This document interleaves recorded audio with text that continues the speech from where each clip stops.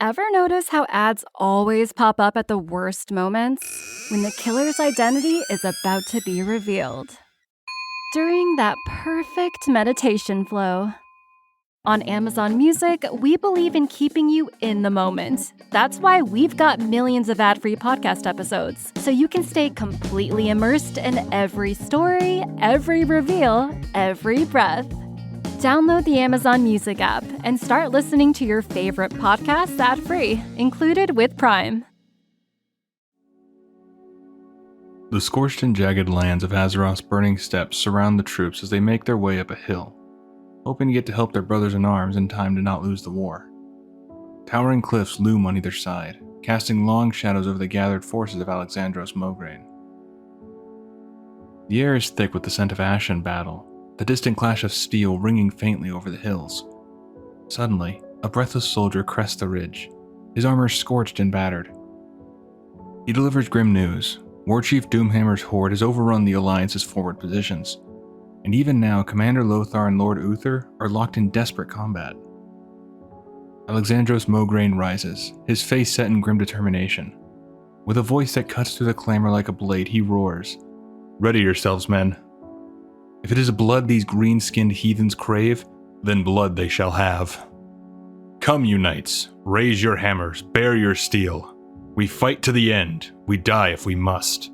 For Lordaeron, for the king." With a rallying cry that surges through the ranks like wildfire, Mograine draws his weapon and charges over the hill, his forces thundering behind him.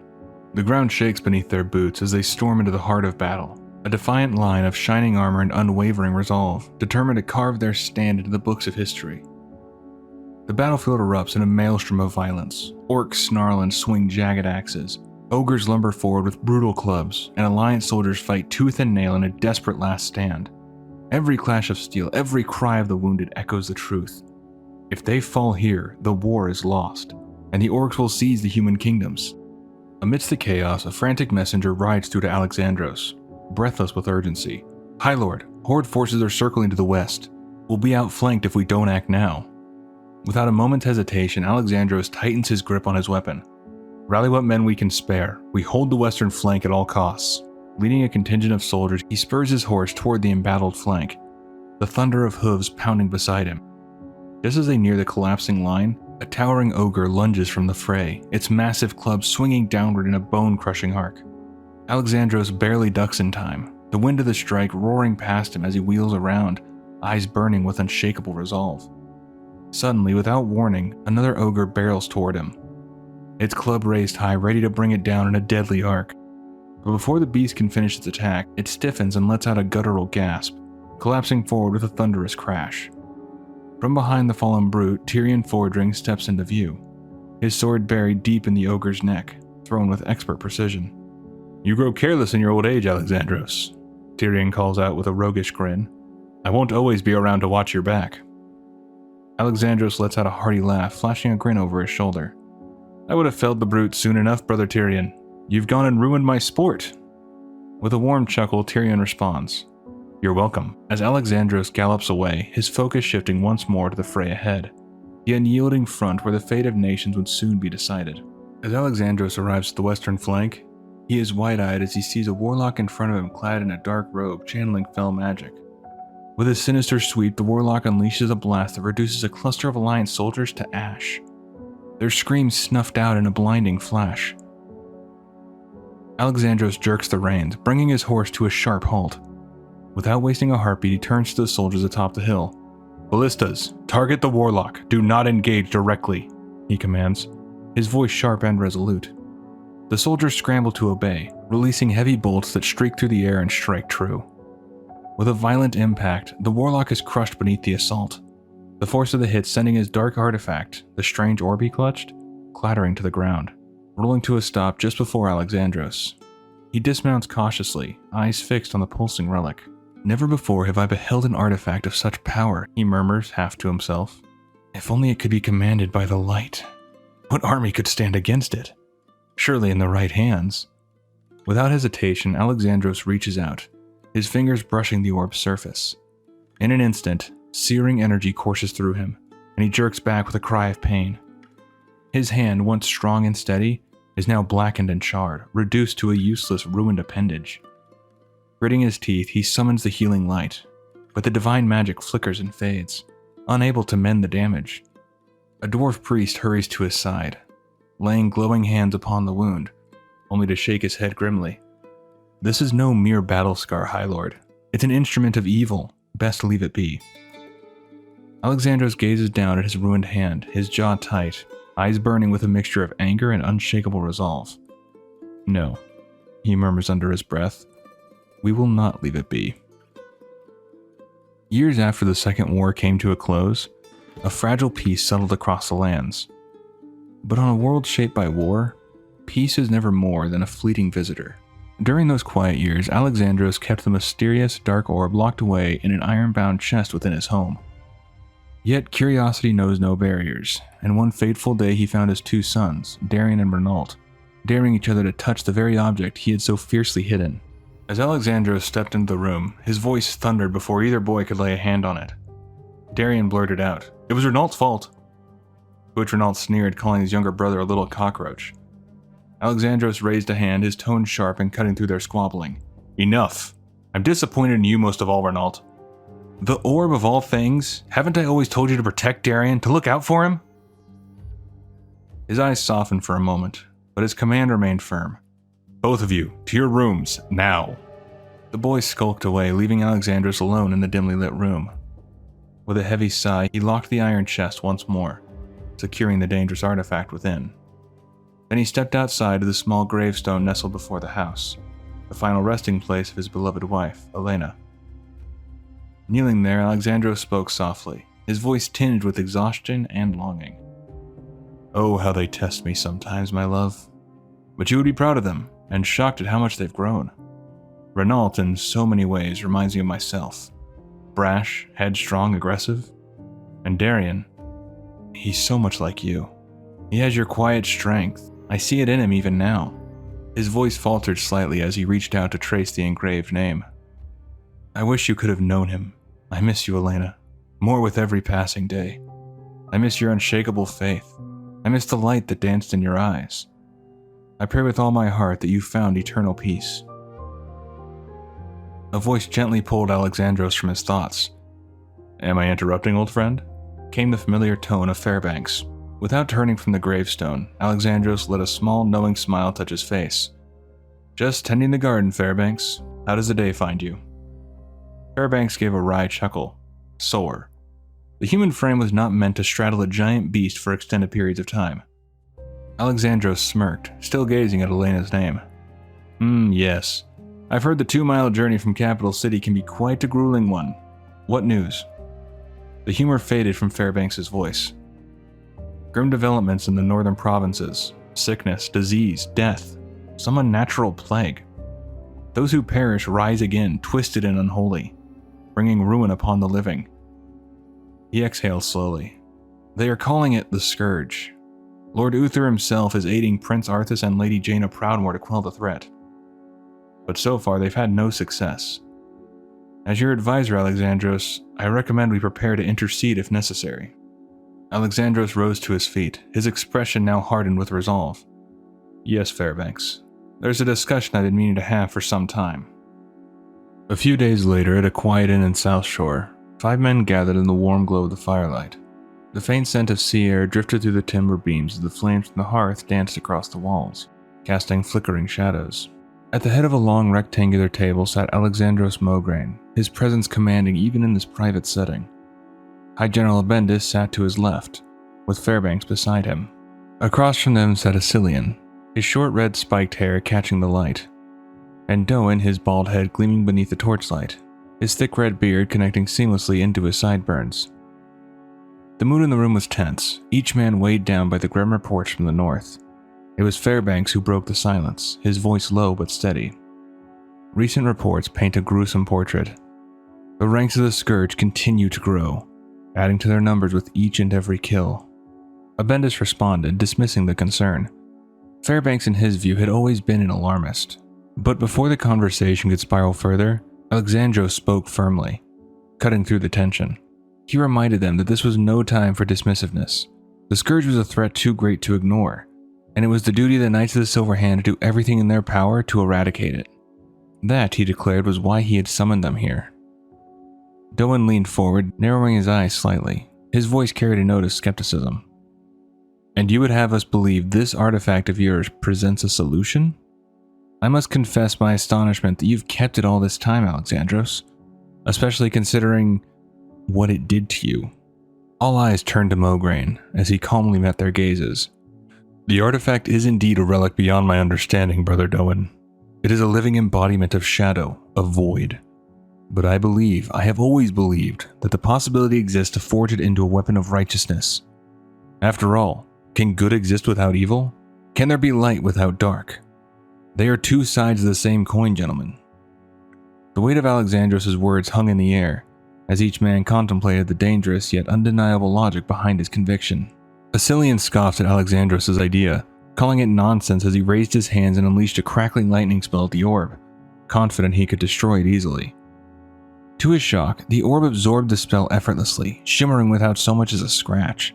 Unseen above in the rafters, Darien and Renault watched wide-eyed, their presence unnoticed by their father and the gathered men below. I maintain that the orb may be used for good, Alexandros said with quiet confidence. Doan nodded thoughtfully. It has begun to glow. Perhaps there is something to this after all, Alexandros. And at the very least, it is worth further exploration. The men decided to test a theory and each man raised a hand toward the orb, concentrating their energy. Before their astonished eyes, the blackened surface of the orb shifted, its color transforming, glowing not with shadow, but with the radiant light of the holy light itself. A surge of warmth filled Alexandros' chest, and with a gasp, he felt something he hadn't in years. His long mangled hand, the one no healer could mend, was whole once more. So it will be. From this blessed crystal we will forge a weapon to cast down the undead, Alexandros proclaimed, his voice firm with renewed purpose. A voice sounded from behind them, smooth and authoritative. You may just need such a weapon.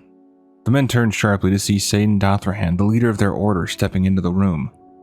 His face was grave.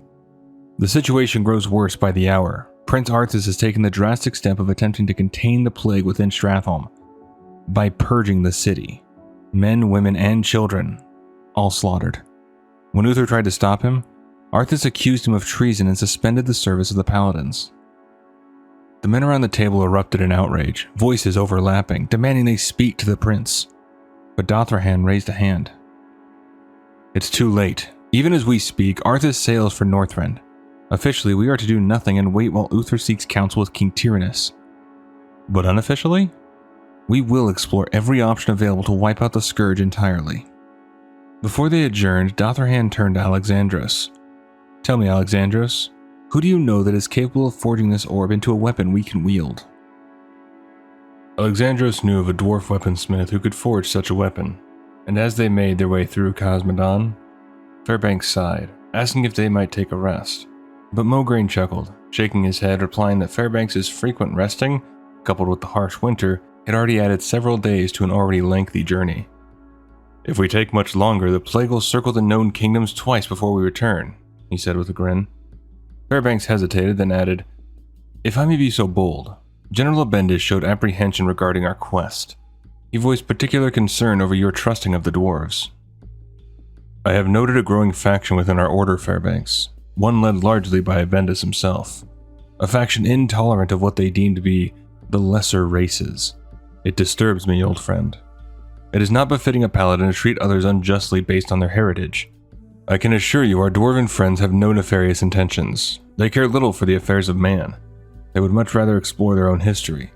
And when it comes to masonry and engineering, none are better at delving into the bowels of the earth and sharpening it to their purpose. As he finished speaking, Alexandros and Fairbanks crested the hill they had been climbing, and there, carved into the mountain, stood Ironforge, its massive gates rising proudly from the stone, hinting at the vast underground city within. Finally reaching the gates after more hours of travel, Alexandros approached the dwarf guard and spoke firmly. Please inform the good King Magni that Alexandros Mograine and his trusted advisors seek an audience. The guard gave a respectful nod, though his face carried a note of warning. Aye. The king has just returned, but tread lightly, Master Mograine. His mood is sullen. Later that day, Alexandros and Fairbanks were led through the carved stone halls of Ironforge, torches flickering against the ancient walls as they were ushered into the throne room to meet with King Magni Bronzebeard. The Dwarf King, his brow furrowed and his shoulders heavy with grief, looked up as they approached. "Have you heard any news from Lordaeron?" Magni asked, his voice deep and edged with tension. Alexandros inclined his head respectfully. "Before leaving, we were told that Prince Arthas had been recalled from Northrend by his father, King Tyrannus. But beyond that, the only thing we know is that the Scourge remain unchecked, rampaging across the land. My brothers have finally agreed to use the orb as a weapon against those monsters." Magni's fist clenched slightly as he stood in front of them. "My own brother Muradin was in Northrend on an expedition. He knew Arthas, they were old friends. And thanks to Arthas, Muradin is now dead." Alexandros and Fairbanks lowered their heads in shared sorrow. "You have our deepest condolences, King Magni," Alexandros offered softly. But Magni shook his head sharply, his grief simmering into hard resolve. "Condolences won't bring back my brother, but crafting a blade with the sole purpose of killing these undead bastards, while it won't bring him back, it will ease the pain. Feels a bit like spitting in Arthas' eye." He straightened in his seat, his eyes glinting with determination. "It'll take time to forge, but I'll get it done. And it'll be like no weapon you've ever seen before, and likely, there'll never be one like it again." Some believe that Master Dwarven blacksmiths possess the uncanny ability to impart emotions into the blades they shape. Magni never put much stock in such claims, but now, as he stood alone at the Great Forge, the orb glowing faintly in his hands, the king found himself thinking of his brother, of Muradin, the sibling he would never see again. Magni gripped his hammer and with a deep breath, summoning every ounce of his rage, his fury, his thirst for vengeance, he called upon those emotions, willed them into the metal before him. With a mighty roar, a war cry that echoed through the vast expanse of the forge, Magni brought his hammer down again and again, sparks flying in a fiery dance as steel met steel. He hammered with all the strength in his heart, every strike a promise of retribution, until at last the blade was done. Alexandros and Fairbanks looked over, hearing Magni say the blade was done. He stood holding the completed weapon, its surface gleaming with a light that seemed to pulse with life. "A Griffin Rider came," Magni rumbled quietly. "He brought word. King Tyrannus is dead. Killed by Arthas' own hand." His voice softened only briefly. "You have my condolences, though I know they won't bring back your king. But perhaps this blade, perhaps it will minister some justice, return some semblance of order to the turmoil that grips your kingdom. Tyrannus was a good man, and the dwarves of Ironforge will mourn his passing." With solemn reverence, King Magni handed the magnificent sword to Alexandros. The two men stood in stunned silence, their minds reeling from the devastating news. Shock and confusion filled their faces, but it was King Magni's steady voice that pulled them back to the moment. "If I were you lads, I'd see to me home and family, the war will keep," Magni advised, his tone both firm and understanding. Alexandros snapped to attention, the weight of those words striking him like a hammer blow. "Family, yes, yes, we must make haste. Thank you, good king. You may rest assured I will make good use of this. I will honor Muradin's memory." Without wasting another second, Alexandros and Fairbanks mounted their steeds and sped off toward home. They rode with all the urgency they could muster, the cold wind biting at their faces and the winter road stretching endlessly ahead. Yet no matter how fast they galloped, Alexandros felt it was too slow, agonizingly slow. His mind raced with every hoofbeat, his heart pounding with a growing dread. If anything had happened to his boys, no power in this world or beyond could contain his fury. Several days later, under the pale glow of moonlight, they finally arrived. The familiar silhouette of Alexandros' home came into view, shadowed against the dark night. As they drew closer, a knot of dread twisted in Alexandros' chest. Urging his horse forward, he leapt from the saddle before the steed had even stopped, rushing up to the steps and throwing the door wide open. "Darien, Renault!" he bellowed, his voice echoing through the darkened house. Silence answered him. Frantic, Alexandros tore through the rooms, searching, calling, pleading. Then his eyes caught something. The glint of metal in the faint lamplight. A knife was stabbed into the wood, and carved into the surface in rough, jagged letters was a single word: Hearthglen. Alexandros felt his breath catch. He knew exactly where he needed to go. Without a second thought, he turned on his heel, ready to storm back out into the night. Before he could reach the door, Fairbanks called out, his voice urgent. Gripping the newly forged blade in his armored hand, Alexandros felt its weight, not just the steel, but the raw purpose forged into every inch of it. The weapon pulsed with power. Without a word, he stepped forward, placing a firm hand on Fairbanks' shoulder and moving him out of the way. "Step aside, Fairbanks. I will handle this." In the next breath, the battlefield erupted.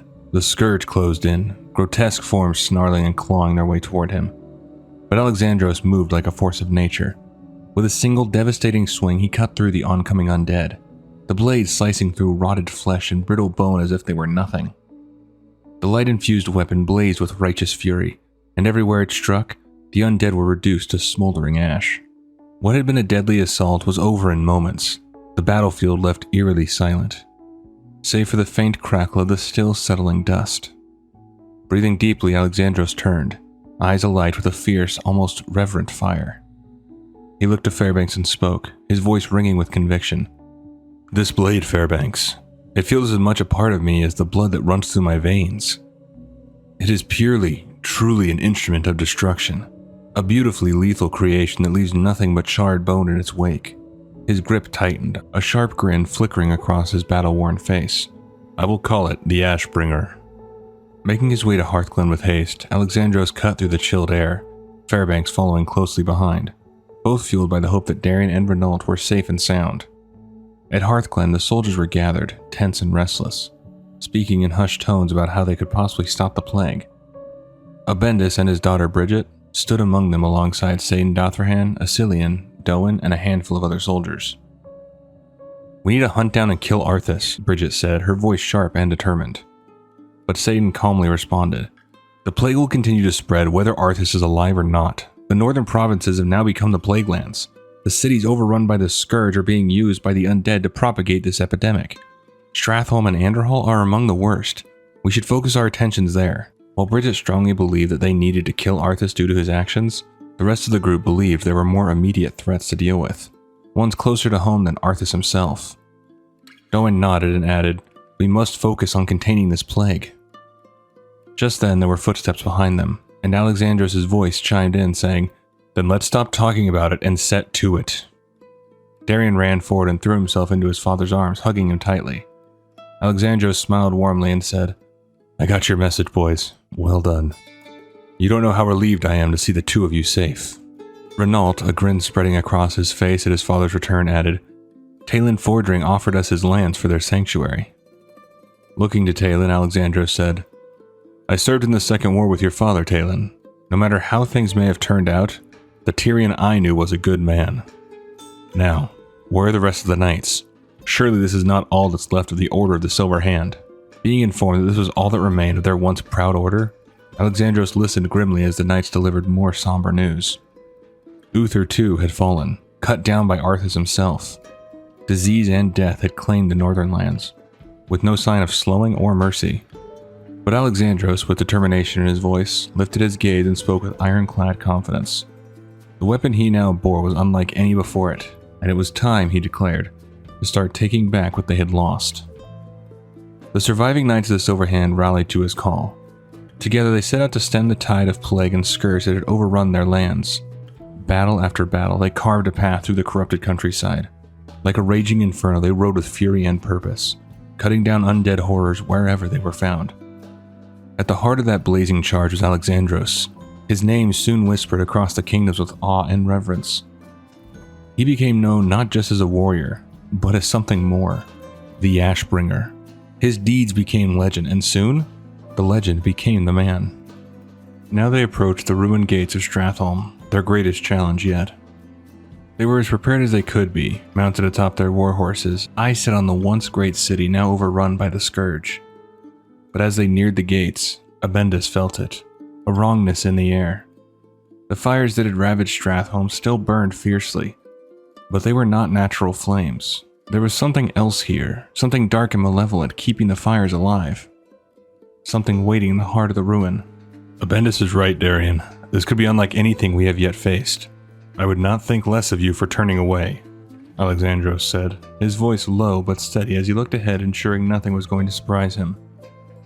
Darien, however, stood firm, his young face resolute. "I can sit idle no longer," he replied, determination shining in his eyes. Alexandros gave a small, proud nod before turning to his eldest. So be it. Renault, you are to watch your brother at all times. Protect him. Am I understood? Yes, father, Renault answered, his voice carrying the weight of the responsibility he now bore. As the group pressed deeper into the heart of the burning city, an unnatural stillness surrounded them. The fires blazed fiercely, yet the houses showed no sign of crumbling further. The flames licked the wood eternally, their smoke thick and choking, casting the streets into a perpetual haze. Now and then the sharp crack of burning timber echoed through the silence, surprisingly loud, like sudden gunfire shattering the eerie quiet. Every creak, every snap set their nerves further on edge. It was Talon who finally broke the tense silence. Why do I suddenly feel like a rat in a maze? He muttered uneasily. Hush, Talon. Be ready for anything. One of the soldiers snapped back, eyes darting nervously across the flickering shadows. No sooner had the words left his mouth than a sharp clatter came from behind a nearby gate. A realization hit them all at once. They were rats in a maze, and the trap had just been sprung. From the shadows, the Scourge attacked, charging fast and relentless, their grotesque forms pouring into the narrow streets as more clawed and shrieked their way closer, closing in on the knights with terrifying speed. With the Scourge charging like a tidal wave of death, Alexandros opened his mouth to shout commands, trying to rally his men into formation. But before he could finish his sentence, a nearby building groaned under the weight of the spreading fire and collapsed, its heavy beams crashing down and splitting Alexandros and Satan from the rest of the group. Debris rained down, choking the air with dust and flame. Satan reacted swiftly, his horse rearing back as he pulled away from the collapsing structure. Alexandros twisted sharply away from the collapse, and before he was able to join Satan, his eyes darted to the wave of Scourge closing in on him. Satan's gaze flicked back, seeing Alexandros squaring himself against the undead, and in that crucial moment, he failed to notice the second horde rushing directly toward him. Before Satan could react, they were upon him. Clawed hands ripped him from the saddle, dragging him to the ground. Kicking and slashing, Satan fought with everything he had, desperately searching for an escape, using his mace to knock back or attempt to kill what undead he could. Spotting a narrow doorway nearby, he surged forward, shoving past the snarling ghouls and forcing himself into the building. With a grunt, he slammed the door shut behind him, his chest heaving as he caught his breath, while the undead pounded on the door trying to break in. For a moment, there was a sense that he could recuperate. But as Satan's eyes adjusted to the dim interior, a cold realization crept over him. The real danger was already inside. Looking behind him, Satan barely managed to whisper a single panicked word before a cold hand clamped over his mouth. His eyes widened in terror as a shadowy figure said a single word to make Satan lose consciousness. Sleep, it murmured, and before Satan could struggle, darkness overtook him, his body crumbling as he was forced into a deep, unnatural slumber.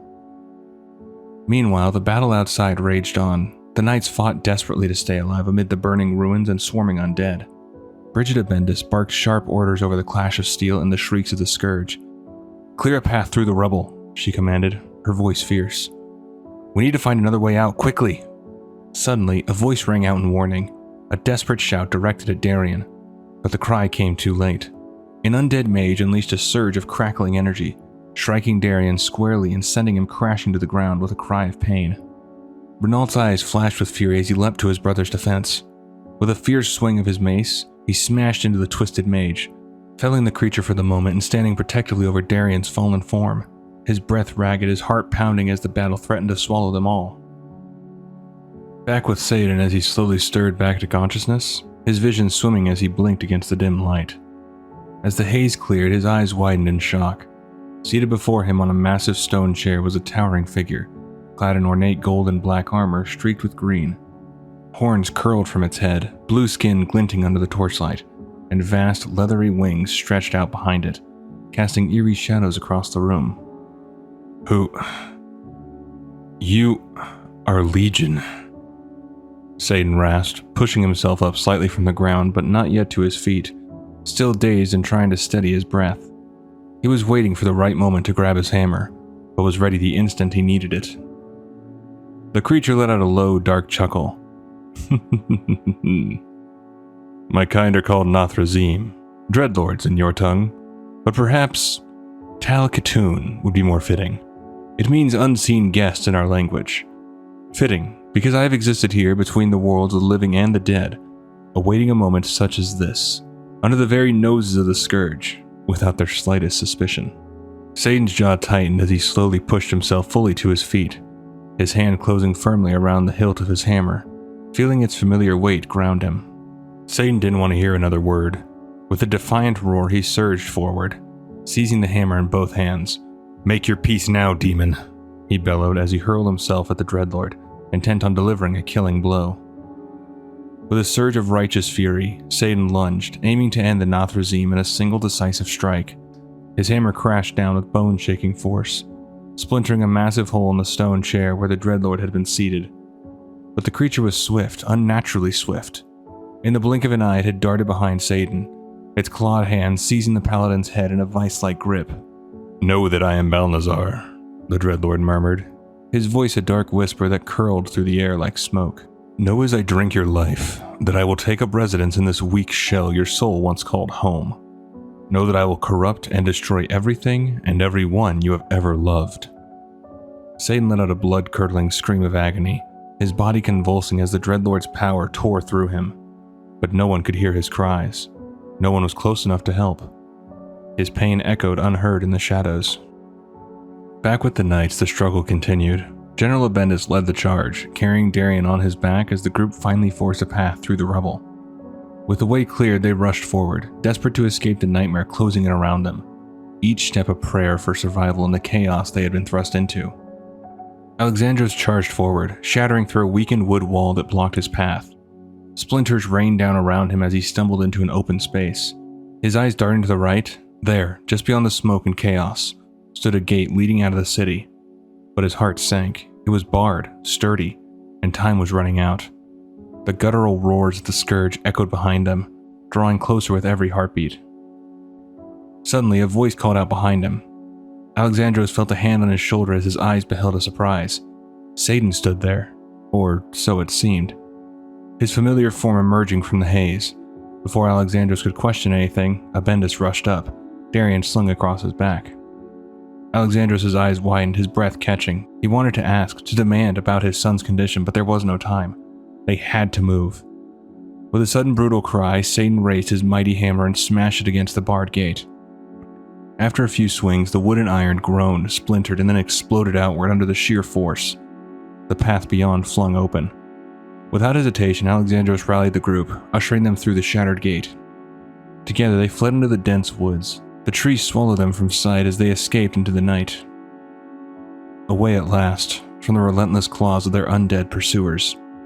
Only once the darkness enveloped them did they dare stop, sinking to the ground to catch their breath, safe. At least for now.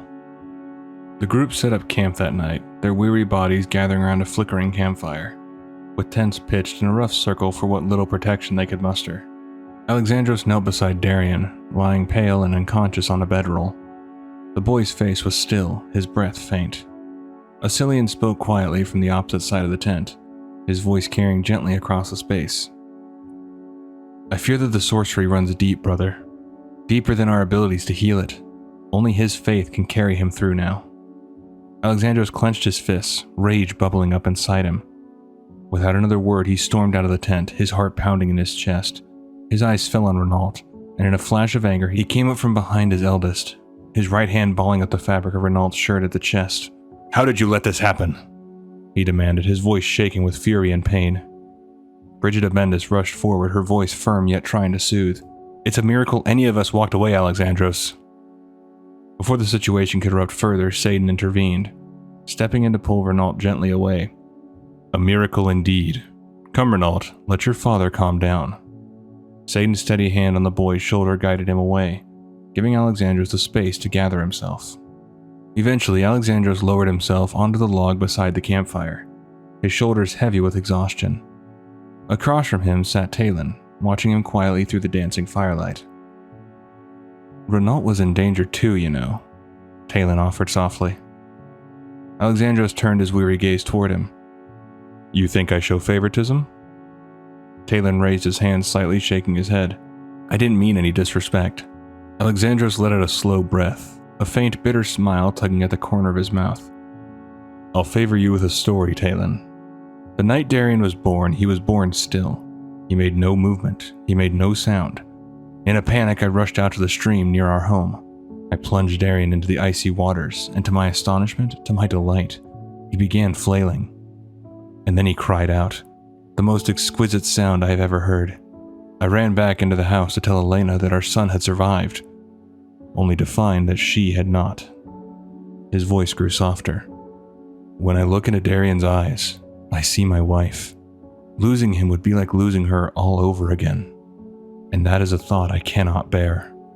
As long as Darien lives, a part of Elena lives as well. Perhaps it is unfair of me, but that is how I feel. The campfire cracked quietly as the words hung between them, heavy and raw. Slowly, one by one, the group settled into their tents, making sure to rest for the day to come. Day broke gently over the camp, the first rays of sunlight spilling across the tents. Darien stumbled out, shielding his eyes as the blinding light met his still aching body. He blinked rapidly, trying to adjust, when suddenly Alexandros was upon him, crossing the distance in a heartbeat, wrapping his arms tightly around his son in a fierce embrace. It's over now. You're safe. I love you, son. With all that I am, all I was, all I ever will be. Alexandros whispered, his voice trembling with raw relief and emotion. A short distance away, Renault watched the reunion in silence. His jaw tightened slightly, his eyes narrowing as a storm of jealousy began to brew quietly within him. A few days later, back in Hearthglen, the knights gathered in a tense meeting, their expressions grim as they weighed their dwindling options. Among them stood a large, broad-shouldered man with brown hair, an eye patch over his right eye, and thick sideburns that framed his mustache, named Maxwell Tyrosus. He rose to his feet and declared, I tell you, our numbers are too few. We must look to recruiting among the night elves, dwarves, and gnomes if we are to retake our fallen cities. But his words immediately sparked a chorus of disagreements, voices rising in protest around the table. Renault, however, leaned forward, his voice cutting through the noise. What right do we have to judge the other races? Another knight, his eyes hard and unyielding, answered sharply, It is our light-given right to do so. Alexandros spoke up, his voice calm but commanding, cutting through the rising tensions. If the other races wish to offer help, then we should accept it. But for now, we will make do with what we have. His words settled over the gathered knights like a steady hand. High General Abendis spoke up. We have not considered the city of Tyr's Hand to the northeast. It is a city of churches that has managed to hold out against the Scourge, last I heard. Their faithful citizens would make for strong allies. From across the room, Doan added sharply, We cannot forget the free-willed Forsaken gathering in the ruins of Capital City, led by a fallen ranger named Sylvanus Windrunner. Murmurs rippled through the knights, heads nodding in grim agreement. There was no question, they all believed those undead should be dealt with, sooner rather than later. Rising to his feet, Alexandros brought the meeting to a close with a powerful statement, his eyes sweeping across the room. We will confer with the good people of Tyr's Hand, we will raise an army, and we will wipe out these free-willed undead.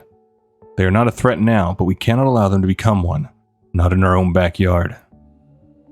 That night, beneath the pale moonlight, Balnazar, still hidden behind his guise as Satan Dothrahan, sat alone in a shadowed corner of the camp. With deliberate precision, he drew a dagger across his wrist, letting dark, tainted blood drip slowly into a waiting bowl etched with infernal runes. As the bowl filled, he leaned in, his voice a sinister whisper. Alexandros intends to attack the Forsaken. He is strong-willed, a man of deep faith, incorruptible. From within the bowl, a hollow, echoing voice responded. What of those closest to him? Balnazar's lip curled into a sly, wicked smile. The youngest son displays the same conviction as his father. The oldest, however, possesses a darker turn of soul. The voice inside the bowl hummed approvingly. Good. Win him to our cause. Eliminate the threat Alexandros poses without revealing your hand. Lady Sylvanas thinks to have me under her thumb, and so it must be for now. In time she will learn that Varimathras is no one's pawn. Balnazar inclined his head slightly, his eyes gleaming with dark amusement. The Legion shall devour all, dear brother, and the final gambit shall commence, with the death of Highlord Alexandros Mograine. The fever came in waves, stealing Renault Mograine's strength and soaking his sheets in sweat.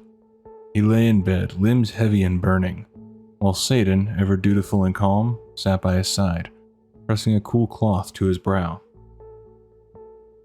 The man who had taken such a sudden invested interest in Renault's future now tended him with an almost unnatural attentiveness. Of course, Renault didn't know the truth. He didn't know that behind Saiden's kindly eyes lurked the calculating gaze of Balnazar. "The fever will break," Saiden murmured, lifting a silver chalice to Renault's lips. The water was cool and tinged with a strange metallic taste. "And it will soon be time for you to choose." Saiden gently cupped the young man's head, his voice smooth as silk. "It is a necessity. You are a natural leader, Renault. A man like you should be in a position of influence, of power. I've told Alexandros this, and what was the Highlord's reply? That you were a loyal soldier, and that's all. A soldier, Renault. A follower. That's how he sees you." The word struck deeper than any fever. Renault's eyes tightened. He had bled for his father's approval, thrown himself into battle again and again to prove his worth. And still, Alexandros barely saw him. A ghost in his father's world, while Darien basked in love and praise. He makes speeches that change nothing, and he sets off on these fool's quests. Renault muttered, jaw clenched, face slick with sweat. "Yes, as he does even now at Capital City. Or should I say, what's left of it." Far to the south, the wind swept across the ruins of Capital City, what had once been the heart of Lordaeron. Alexandros Mograine, accompanied by Tyrosus, Fairbanks, and Brigida Bendis, crouched low in the underbrush, their cloaks rippling in the breeze as they observed the eerie procession below, from the concealment of bushes a distance away from the entrance. Carts creaked and groaned as they were pushed toward the city gates. Two grotesque abominations flanked the entrance, their bulging forms swaying with every step. These liberated undead had been toiling for weeks, but to what end? Bridget asked, eyes narrowing. "They are calling themselves the Forsaken, Bridget," Alexandros replied, his voice heavy with caution. "And I suspect they intend to take Lordaeron's old capital as their own." Bridget's armored fist clenched. "Whatever they call themselves, I say we attack the worm-ridden filth now, before they are fully entrenched." But Alexandros shook his head. "Did you learn nothing at Stratholme? These are not mindless drones like the Scourge. No, this new enemy is calculating, organized, disciplined. I agree they must be dealt with, but it will take a superior force to do so. If your father's right about Tyr's hand, we may recruit additional personnel from here. Once we've amassed an army, we will obliterate them, but not before." Frustration colored Bridget's voice. "What are we to do until we amass those forces needed?" "We establish a defensible position nearby," Alexandros said, "a forward base." As they pressed north toward the shadowed trees of Tirisfal Glades, the conversation turned to strategy. Moss hung low, and the air was thick with the damp scent of decay and rain. The monastery stood not only as a great center of enlightenment, Alexandros said as he led them along an overgrown path, but a secluded, sacred place of worship as well. In my youth, I spent many months walking its cloisters, studying in the libraries and praying in its chapel. We should be upon it at any moment. Just as his words faded into the mist, someone behind him sniffed the air and tilted their head. "Does anyone else smell meat cooking?" The others paused. The scent was unmistakable, rich, smoky, and strangely inviting. And in a place like this, that was never a good sign. Night draped itself over the ruined landscape as the group finally approached the gates of the Scarlet Monastery. Moonlight spilled across the stones and the haunting smell of roasted meat lingered in the air. "I smell food as well," Alexandros said, narrowing his eyes as he studied the darkened structure ahead. "Have the men spread out and search the grounds for signs of the Scourge. Tell them to be thorough. The property is sizable. They are to report any discoveries immediately." The monastery loomed before them, shadowed but still stately, its spires stabbing into the night sky. They stepped cautiously inside. The stone floor echoed beneath their boots as archways framed their path forward. At the far end of the hall, firelight flickered, casting dancing silhouettes. "It looks as though we're not alone. 'Tis as you say, Fairbanks. Someone has taken up residence here. Perhaps a wayward member of the Order or..." Alexandros began to say before one of his men called out to say they found a troll hiding in the passageway. Without hesitation, Bridget suddenly surged forward, putting one hand around the troll's throat and making a fist with the other as she shouted, "You'll pay for defiling sacred grounds, blasphemer!" The troll opened his mouth to explain, but Bridget wasn't listening. Her fist clenched, poised to strike, until Tyrosus caught her wrist mid-swing. He has a right to be heard. "Unhand me, Tyrosus, or risk losing your good eye," Bridget snarled, wrenching her arm free. "Enough, both of you," Alexandros thundered. "The troll will be allowed to speak." Breathing heavily, the troll bowed his head in gratitude. "Thank you," he said, voice thick with emotion. He explained that he had wandered into the monastery many months ago seeking shelter. He started reading the books left in the library. He began reading and then praying. Over time, something within him had shifted. "I started to pray with all my heart," the troll said, eyes wide, calling out to the light, and the light, it answered me. It opened my eyes. It set me on a new path. Alexandros stepped forward and gently placed a hand on the troll's forehead. A soft glow pulsed between them. "The light has indeed blessed him," Alexandros said solemnly. "His life will be spared." Bridget scowled. "Blessed or not, his kind has no place with us." The troll only bowed once more. "Thank you. Thank you," as he quietly watched the group continue their search through the ancient halls of the monastery. Back at Hearthglen, as the pale dawn light broke over the hills, Darien Mograine approached Satan in the chapel. The Lord Commander stood with an air of composed fatigue, his features drawn and pale. "Myself and the others are set to depart for Tyr's hand, Lord Commander," Darien said. Satan offered a faint nod. "Renault is still not feeling well, and I am also feeling a bit ill myself, so I will stay behind." Darien looked toward the barracks with a furrowed brow. "I would like to say goodbye to Renault before we leave." Satan stepped forward and gently placed a hand on Darien's shoulder. "Hold, Brother Darien. Renault is sleeping. Moreover, I fear close proximity will only result in your sharing his malady." Looking back at him, Darien gave a respectful nod. "Of course, please extend my wishes for a speedy recovery, and to you as well, Lord Commander." "Thank you," Satan said, his voice smooth and reassuring. "And travel safely. May the light guide you all." With that, Darien departed, his bootsteps fading beyond the doors.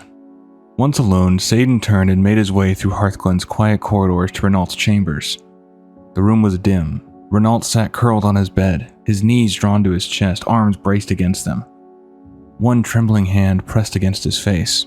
His eyes were wide with pain and confusion, jaw clenched as though every breath was a battle. "I don't feel well. He stammered. "You should have more tea," Satan interrupted, his tone firm but calm. Renault didn't move. His head was spinning, thoughts slipping like water through his fingers. He didn't even reach for the cup on the bedside table. Darkness coiled in his mind, deepening with every moment. "I have made contact with our enemies. We have arrived at a mutually beneficial arrangement. But the window of opportunity is narrow and will soon draw to a close. If you are to embrace your future, if you are to prove your worth, prove your father and all the others wrong, then the time to act is now." Renault's breathing grew shallow. He clutched at his head with both hands, overcome by a swirling storm of doubt and dread. The shadows around him seemed to lengthen, as if reaching out to claim what was left of his will. Back at the monastery, Alexandros stood outside beneath a rising sun as one of his soldiers returned from the outer perimeter. "We've completed our search, Highlord. Nothing additional to report." "Good. Now it's time to begin setting things here in order. Fairbanks and I will rendezvous with the others at Hearthglen and apprise them of recent developments. Bridget, you're in charge here while we're gone," Alexandros said, mounting his horse. Fairbanks was quick to follow, and soon the two rode off together, hoofs kicking up dust as they disappeared into the Tirisfal wilderness. Later that day, near the eastern border of the glades, their journey continued in silence until Fairbanks pulled his cloak tighter and grumbled, "This chill wind cuts to the bone. Perhaps if we were traveling on a full stomach." Alexandros rolled his eyes but smiled. "Fairbanks, I swear if I were to hand you a sack of gold, you would complain of its weight." With a grin, Fairbanks chuckled. "Well now, Lord, that's a theory I would happily put to the test." Their laughter faded into the quiet rhythm of hooves and rustling leaves as they rode through the area. The air was still when suddenly a distant shout broke the calm. They turned sharply to see a rider galloping fast behind them. It was Renault. He pulled up hard beside them, his face wild with urgency. "It's Darien, taken in battle. He's being held even now in Stratholme." General Bendis has led a responding force, but the tide turns against them. Alexandros tensed in the saddle. What of Darien? Still alive? Being held to ransom, I'm told, Renault said, breath ragged. Without hesitation, Alexandros wheeled his horse around. Yelling back to Renault, he says, Follow the northern road to the old monastery. Tell Lady Abendis and the others to meet us at Stratholme immediately. Fairbanks, we ride. The two men spurred their mounts and thundered towards Stratholme with grim urgency, vanishing into the horizon. Renault remained behind, fists clenched as he watched the silhouettes of his father and Fairbanks shrink into the distance. Yes, you ride to the ends of the earth for your precious Darien, he muttered bitterly. Tell me, father, would you have done as much for me? Fairbanks and Alexandros raced through the blighted lands, their horses straining beneath them. Over the crumbling span of the Thondoril River, the wind howled through the broken trees of the eastern plaguelands. The once proud road was now nothing more than a scarred memory of stone and ash, but they pressed on, their pace unrelenting. Their breaths came heavy, hooves thundering toward the skeletal skyline of a city in ruin. There, Stratholme. But where are the others? We are not too late? I pray we are not too late, Alexandros said, eyes wide as he stared toward the shattered gates of the city. Look, Fairbanks cried out, raising a trembling finger. A black tide poured from the ruins, a vast swarm of the Scourge. Their numbers immeasurable, their hunger palpable. The two riders skidded to a halt atop a low rise as the horror swelled around them. They were surrounded, alone. Who? Why? Fairbanks whispered, looking around, panic rising in his voice. Alexandros drew the Ashbringer with a defiant flare. The sword's holy light shone like a beacon in the gloom. No time to ponder, old friend. Time now only to fight or die. He spurred his horse forward, and Fairbanks followed with a battle cry of his own. The two dove into the heart of the enemy like twin storms, steel and magic flashing in the dark. We must battle our way to higher ground, Alexandros shouted as he took down a ghoul with a single mighty swing. Fairbanks obeyed, casting holy light in bursts that sent corpses flying. His voice rising in prayer with each surge of power. Alexandros fought like a man possessed, Ashbringer cleaving through scores of the damned. There are too many, Fairbanks cried, the light around him flaring. Courage, Fairbanks, do not lose faith, Alexandros roared, decapitating another foe with a single blow. Suddenly, an abomination loomed over him. A jagged chain with a rusty hook sailed through the air. It missed its mark, but it struck Alexandros' horse, sending the beast toppling. Alexandros tumbled free, rolling to his feet. He roared and charged, plunging the Ashbringer through the creature's skull and ending it with divine fury. Behind him, a sudden burst of blinding light lit the battlefield. Fairbanks, channeling the light with everything he had. The brightness surged, but the tide of death was unrelenting. Alexandros turned in time to see his friend dragged beneath the mass of corpses. Fairbanks! He shouted, lunging forward, but clawed hands gripped his shoulders, dragging him back. Damn you, cursed wretches! Alexandros bellowed, straining against their weight. Tell your master that 1,000 of his minions will not suffice. I will deliver you all, and when I am done, I will stand against 1,000 more. With renewed fury, he hurled them aside, reclaiming his blade and carving a path through the darkness. Ashbringer sang with each swing, its light cleaving through the filth of undeath. Exhausted, bloodied, and barely standing, Alexandros fought on. The Scourge fell like wheat to a farmer's scythe. Hope flickered at the edge of his vision, until a monstrous abomination seized him from behind. He reached for the Ashbringer, but the weapon slipped from his hand, falling blade down into the dirt. Calling upon the light, he screamed for deliverance. The heavens answered. A bolt of lightning surged down and eliminated the monster where it stood, reducing it to scorched ash. Alexandros collapsed to his knees, panting. It is finished. Then, agony. A sharp pain burst through his chest. He looked down and saw it. Ashbringer, its sacred glow now turned against him. He turned, eyes wide in disbelief, heart shattering. Renault? Renault, Alexandros gasped. His son stood behind him, hands trembling, tears streaming down his face. I was wrong about you, boy. You're nothing like me, Alexandros said before falling forward onto the ground, the light leaving his eyes. I don't want to be you. I'll be greater than you ever were. Now I can become the man you never thought I would be! Renault screamed, voice raw with confusion and pain. And then, his breath ragged, his face stricken with fear, he turned and ran, fleeing into the dying light of day and into the shadow of what he had done. At Tyr's hand, the Knights of the Silver Hand stood before the town's leaders. His guards waited outside. The Silver Hand's message was clear: unity in the face of annihilation. This was not simply an offer of support, but a solemn pact, an invitation to stand shoulder to shoulder against the Scourge. We are all brothers in the light, Lord Valdemar. From this day forward, the good people of Tyr's Hand may count on the Knights of the Silver Hand as trusted allies, General Abendus said, shaking the town leader's hand. Just as the handshake finished, a scout burst through the hall doors, breathless and wide-eyed. Highlord Mograine has been killed, along with Fairbanks, en route from Tyr's Fall to Hearthglen. The room froze. The news struck like a hammer. Gasps, stifled cries, and stunned silence filled the chamber. The paladins looked to one another in disbelief. Darien Mograine stood at the rear of the chamber, his features contorted with disbelief. General Abendus turned slowly to him. If this is indeed true, Darien, Darien? But Darien was already gone. At Hearthglen, the air inside the war hall was thick with tension as the sun had begun to dip behind the towers. Around the central table stood General Abendus, Bridget Abendus, Maxwell Tyrosus, and Satan. They had gathered to discuss the weight of this tragedy. The death of Alexandros demands justice. None would dispute this. Yet I say to you that we lack sufficient numbers to mount an offensive against the Scourge, Satan said. Tyrosus immediately shot back, passion rising in his voice. All the more reason to recruit outside our own race, outside our own faction if need be. Nonsense, General Abendus barked. Is it truly? Tyrosus said, turning toward him. The Scourge is a threat to all life, Abendus, not just humanity. Bridget stepped forward, her voice cold and unwavering. The purity of the Order will never be fouled by the unclean. As the debate flared, the doors burst open. 2 guards entered, struggling to support a man whose robes were torn and body weak, but whose eyes burned with furious purpose. You! It was you, Renault, that killed Alexandros. I was there. I saw it with my own eyes.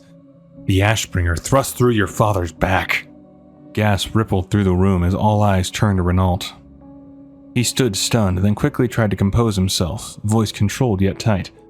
Fairbanks, I'm happy to see that you survived, but I fear the trauma you suffered has addled your mind. But Fairbanks' eyes, blazing with fury and pain, never left him. I know what I saw, you traitorous bastard. Silence fell again, this time heavier than before, as Fairbanks sagged in the guards' arms, still glaring at Renault with a fire that could not be extinguished. Satan's voice cut cleanly through the stillness, though his expression remained composed, almost gentle. And I say to you that the boy was ill and in my care. Perhaps we should inquire as to just how it is that you managed to survive. At the very least, you have been directly exposed to the plague. Knights, ensure that Brother Fairbanks is quarantined. I will see to his welfare personally. The guards immediately moved to obey, gripping Fairbanks more firmly. He fought them, defiant and enraged. I will not be silenced, Lord Commander. If you vouch for the boy, then perhaps the whelp did not act alone.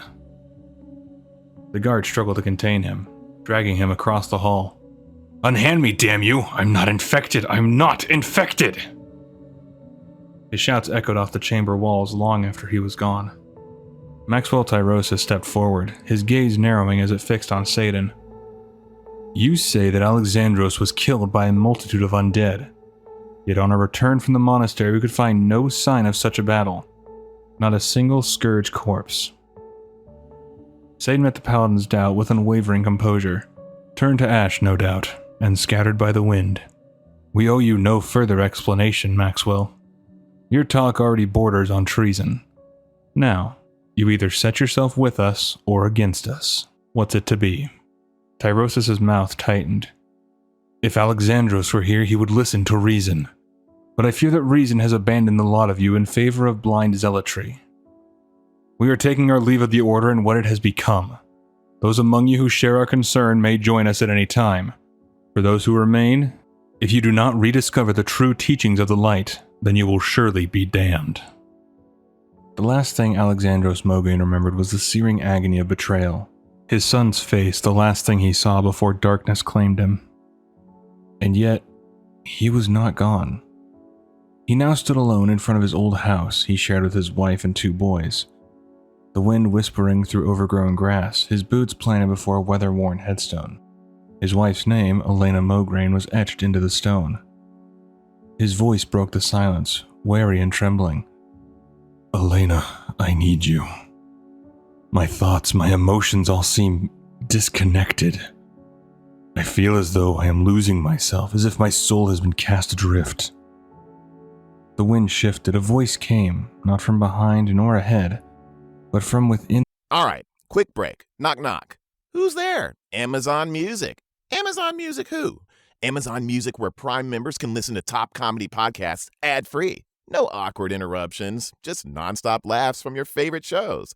It's free, it's funny, and hey, it's better than my knock-knock jokes. Download the Amazon Music app and let the good times roll. Or go to amazon.com/ad-free comedy. That's amazon.com/ad-free comedy to catch up on the latest episodes without the ads. In the still air itself, a woman's voice, familiar, haunting. "Who do you love?" He answered without hesitation, heart aching. "I love you, Elena. I have always loved you." Suddenly, the ground split open with a sharp crack. A skeletal hand burst from the earth and latched around his wrist like iron. Before Alexandros could react, the skeletal hand of his wife closed around his neck, holding him in place as her decayed form faced him eye to eye, empty sockets staring where once her beautiful eyes had shone. She gripped his head, pulling his gaze into hers. "I could never love you," she snarled.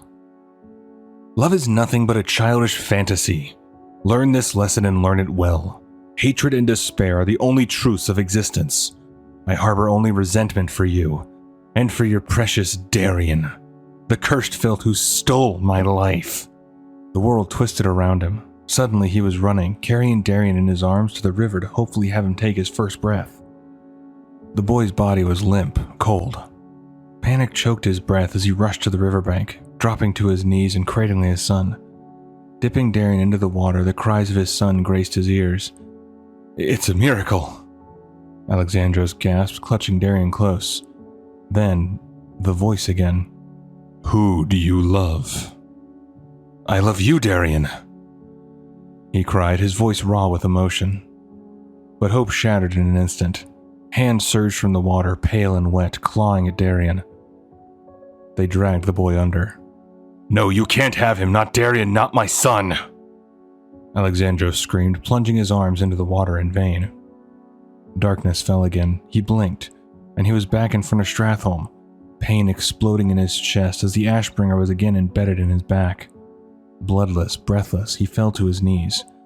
"Who do you love?" The voice whispered once more. He turned, trembling. Renault stood behind him.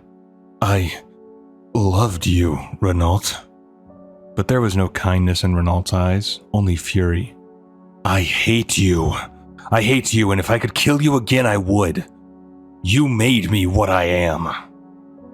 Alexandros collapsed, repeating the same word over and over through clenched teeth. "No, no, no." And then he awoke. Metal scraped against stone, chains clinked and stretched. Alexandros was strapped to a cold stone table, his body pale and stiff.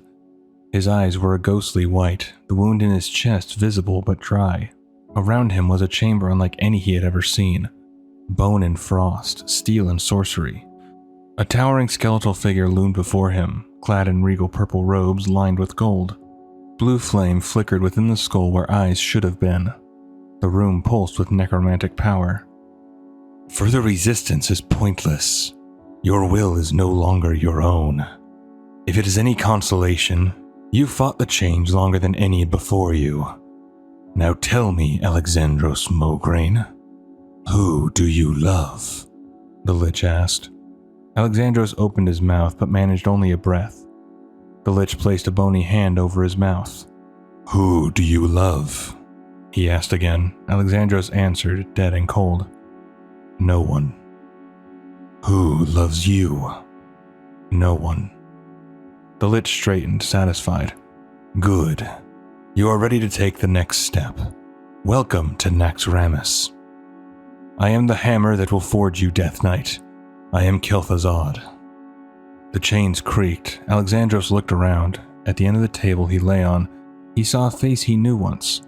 Korthaz, once a paladin of Uther, but clearly not anymore. The dwarf he knew before is gone, replaced with a Death Knight, eyes glowing and loyal to the Scourge. Bones and ancient remains filled the chamber like trophies. On the wall before him hung a massive dragon skull, a thick chain still attached to its maw. Murmurs from the other Death Knights echoed through the room. Then Kel'Thuzad raised his hand. Silence! Listen well. Whatever purpose may have driven you in life is now meaningless. All of your former allegiances, your memories, your loyalties are now cast to the void. You are to be a vessel of annihilation, a harbinger of the apocalypse. All that remains for you now is to grasp the sword and seal the pact. From the shadows, the Ashbringer, corrupted and blackened, rose into the air before him. It pulsed with dark energy, its holy glow twisted into something cold and cruel. Alexandros, no longer truly alive, felt the power flood his limbs. With strength not his own, he snapped the chains binding him and stood. The corrupted Ashbringer drifted into his waiting grasp. He stepped forward, one slow stride at a time, now fully armored. The sword glowed in his hands, its crimson hue casting harsh light across his face. Kel'Thuzad watched with pride. You are the sword's strength, Alexandros, and it is yours. Now, the mighty Ashbringer, man and sword once considered the greatest enemy of the Scourge, will be its most terrifying weapon. Now, all who know will come to fear the newest, greatest champion of the Lich King. The moon hung full over Tirisfal, casting pale light through the shattered clouds above the monastery. Within its quiet halls, the chapel was cloaked in a haunting serenity. Moonlight spilled through the stained glass windows, casting colored patterns across the stone floor. Holy images now touched with a surreal shifting glow. Renault Mograine stood alone before them, arms hanging to his side, his expression unreadable as he gazed through the fractured colors. The light reflected off the window panes painted him in gentle hues, blue, gold, crimson, each one a flicker of meaning, a moment in a life now changed forever. Behind him, soft footsteps echoed across the chapel floor. Satan approached, his voice calm, measured, almost soothing. What you did was for the best. You know that, don't you? You have served the Order well, Renault. I'm proud of you. Before Renault could reply, another voice came from the shadows. Are you ready to begin? Renault nodded once, yes. Satan echoed the word, yes. Together they stepped forward into the heart of the chapel where an altar awaited them. Waiting there, prepared to begin the rite, was Asilian. He raised his arms and began the ritual in a voice solemn and clear. In the light we gather to empower our brother. In its grace he will be made anew.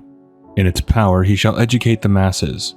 In its strength he shall combat the shadow. Turning to Satan with reverence, he continued, Lord Commander Dothrhan, if you deem Renault Mograine worthy, I ask you to place your blessing upon him. Satan stepped forward, a ceremonial cape in his hands, blue with gold trim. As he draped it across Renault's shoulders, his voice rang through the chamber. By the grace of the light, may your brethren be healed. By the strength of the light, may your enemies be undone. A hush fell, the ceremony neared its end. Asilian's voice rose once more, filled with finality and purpose. Do you vow to uphold the honor and codes of our new order, and to cleanse the world of corruption wherever it may be found? Renault, standing tall and newly cloaked in the authority of the order, answered with confidence. I do. Asilian lifted his arms to the assembly. Then join me, brothers, in welcoming Renault Mograine, the first commander to be promoted, within the ranks of the Scarlet Crusade. The chapel erupted in thunderous applause and echoing chants. In the flickering candlelight beneath stained glass depictions of the light's judgment, Renault Mograine stood renewed, not just as a son of the Silver Hand, but now as a commander of a new crusade, one born of conviction and shadow. At Brill, Scourge roamed the crumbling ruins, but not for long. Darien Mograine moved like a storm through them, blade flashing with righteous fury. Each swing of his sword ended another cursed creature, severing heads from shoulders and limbs from torsos. Breathing heavy, he let out a yell into the heavens, ragged with grief. Light, damn you! All I wish is to be left alone. I have dedicated my life to the light because I believed in a greater purpose. So tell me, what greater purpose was served with my father's death? Why did you bring me back after Stratholme? He raised his eyes to the sky. He searched the heavens for an answer. Any sign, any whisper from the light he had devoted himself to. But the skies gave no reply, just silence. Then, rustling. A voice emerged from the underbrush behind him, low and curious. What if your father not be dead? Darien spun around, sword half raised. Who speaks? He demanded. From the bushes stepped a troll, hands open in peace. He was robed, barefoot, and strange in presence, like a man both wild and deeply in tune with something unseen. The troll introduced himself as Zabra, telling Darien that he doesn't think his father's spirit is gone. Darien stared at him, wary but curious. Zabra continued. He told of how Alexandros had once saved his life at the monastery. Since then, the light had tied them together, however faintly. That bond, he said, had not been broken, but merely clouded. With a gesture, Zabra led Darien through the ruined hills beyond Brill, eventually arriving at a small camp nestled in the trees. The two began to talk. Zabra explained that he dreamed of this place, and while unsure why the light led him there, he followed, but now he knows. He also dreamed of another place, a fortress floating above a burning city. Darien's eyes widened. Stratholme. Then I shall go to this fortress and free my father. But Zabra's expression grew grim, saying it is best to go with others if he is to choose that path. Before Darien could respond, a new voice called out from behind him. I found him! What are you doing out here alone, human? He turned, blade ready once more, but lowered it when he saw a female orc standing in front of him. I'm Grunhilda, she said simply. But Zabra was gone, vanished like smoke in the wind. Darien blinked, looking past her. Then his gaze shifted to a group moving from the tree line, armor gleaming with unfamiliar sigils. Among them stood humans, dwarves, night elves, and Maxwell Tyrosus. Tyrosus smiled faintly. We've split from the Order, Darien.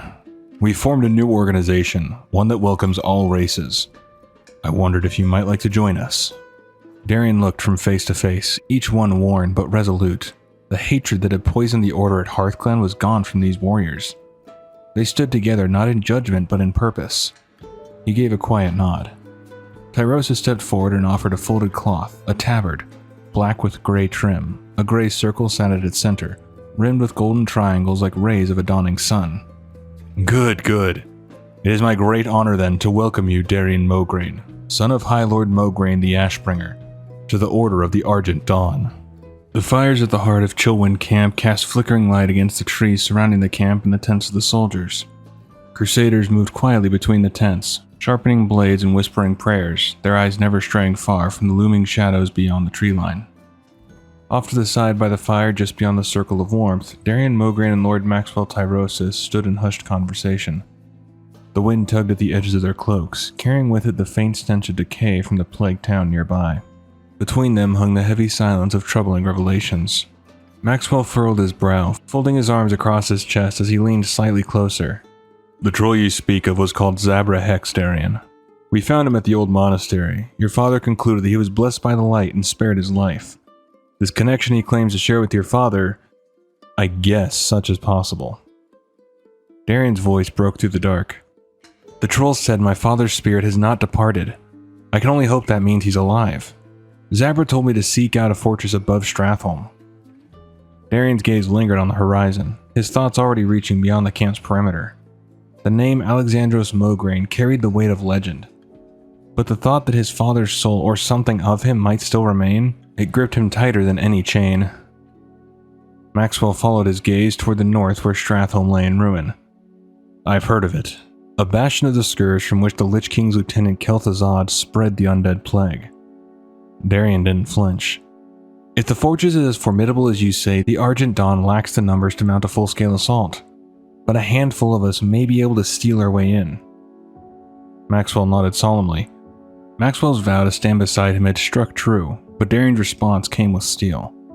No, you're the leader of this new order, far too valuable to risk. Tyrosus exhaled slowly, the hint of a wry smile beneath his grizzled beard. And once your mind is set, there's no diverting your course, I know. Indeed, the apple did not fall far from the tree. Very well. Once Officer Pureheart returns, then... We don't know when that will be, Darien interrupted, voice firm. I must leave soon. Every day wasted may already be a day too late. I would call for volunteers in the morning if you'll allow it. Tyrosus gave a solemn nod. When you've liberated your father, we will be waiting at Light's Hope, the chapel to the east, Darien confirmed. The same, Tyrosus said. Then after a pause, his expression darkened. Before you call for volunteers, though, there's something you should know. Following the attack on your father when Fairbanks surfaced at Hearthglen, he accused Renault of being the one who killed Alexandros. The words hit Darien like a blade through his chest. He staggered back a half step, his eyes wide with disbelief. Poor Fairbanks must have been driven mad. No matter how far the Order has fallen or how frustrated Renault may have become, such talk is preposterous. I'm sure you're right, of course. Your brother could never be capable of such an atrocity, Tyrosus replied gently, though there was a flicker of unease in his eyes. The path ahead had never felt more uncertain. His father's fate in the grip of the Scourge and now whispers of betrayal within his own blood. But the morning would come, and with it, his call to arms. The morning sun crested the jagged peaks above Chillwind Camp, casting pale gold across the banners of the Argent Dawn. The winds were sharp, but the soldiers stood resolute, armor glinting beneath the cold light. Darien Mograine stepped forward, his expression grim but steady, the weight of legacy and purpose resting on his shoulders. Beside him stood Lord Tyrosus, silent and firm, a sentinel of the light. Darien addressed those gathered before him. His voice rang clear through the mountain air. What I ask, I do not ask lightly, and I will not be offended by your refusal. However, if you're with me, and you would see the Ashbringer liberated, then step forward now and be recognized. For a moment, there was only the whisper of wind through pine. Then a voice rose from the crowd, low and wary. Hold, human. You would charge blindly into some undead fortress, not knowing if you'll ever see daylight again, to save someone whom most believe to be dead? Is that the way of it? Yes, Grunhold. She narrowed her eyes. Why? Because he's my father. The camp stirred with quiet murmurs, but then came the soft step of boots. A tall blood elf moved forward, golden hair catching the sun. Alexandros Mograine is a legend for the number of Scourge he obliterated, the same Scourge who nearly exterminated my blood elf brethren. It would be an honor to see the Ashbringer's fury unleashed once again. My name is Fairland Bloodscorn, and I hereby pledge myself to your cause. Before the silence could settle again, a stocky figure strode forward. And I be Brannigan Thundermaul, son of Seamus Thundermaul and the mighty Wildhammer clan, and the last warrior alive to back down from a challenge. Darien gave a sharp nod of gratitude. My thanks, Fairland, Brannigan. A quiet presence approached next, almost unnoticed at first. A figure wrapped in black robes, hood drawn low, a staff in hand. He said nothing. Darien turned toward him. Hello, stranger. You are... Tyrosus answered in the silence. He does not speak. The most we've been able to learn is that his name is Castilian. Darien offered a respectful nod. Well met then, Castilian. Anyone else? He glanced across the soldiers still gathered. No others stepped forward. So be it. We leave immediately. As the group saddled their griffins, checking buckles and binding weapons, Darien moved toward his mount, only to hear a sharp voice call from behind. Human! Wait! He turned to see Grunhold approaching, one hand raised. Without me, you fools will only get yourselves killed. Besides, orcs have fathers too. In fact, we take great pride in our lineage. Darien allowed himself the faintest smile. With that, the group mounted up. The sun dipped behind a veil of ashen clouds as the party soared high above the eastern plaguelands, its pale light fading into an eerie twilight. Wind bit at their cloaks as griffins beat their wings toward the smoldering ruins of Stratholme, a city still haunted by flame and memory. Darien Mograine sat at the front of his mount, the reins firm in his grip, with Grunhold seated behind him. She leaned forward, voice cutting through the rush of wind. Does it make you nervous, human, to have an orc seated behind you like this? Not really. If any harm should befall me, who'd fly the griffin? Darien replied without glancing back. Grunhold let out a bark of laughter. A fair point. They soared in silence for a moment longer before Darien looked back over his shoulder, eyeing the quiet robed figure trailing behind them. What do you know about that mage, Castilian, is it? Nothing, Grunhold said. Some think he's a spy sent by the Forsaken. Don't worry, I'll keep a close eye on him. For the moment, I'm more concerned with finding this fortress of yours. Stratholme lies ahead. I have an idea, Darien said, tugging the reins upward. The griffin responded, wings rising into a wide arc. Much like the city's ever-burning fires, these clouds seem never to dissipate. Perhaps it's time to expand our view. Then they saw it, Naxxramas. It hovered above the corrupted horizon like a terrible omen. A vast necropolis of black stone and green glowing runes suspended in the air by dark magic. Jagged obsidian spires stretched upward like the fingers of a corpse clawing at the heavens. Grunhold gave a satisfying grunt. Well done, human. You're smarter than you look. I see no lookouts posted. In front of Darien, he hears Brannigan yell that it's because they're the only ones crazy enough to even try to get near the place.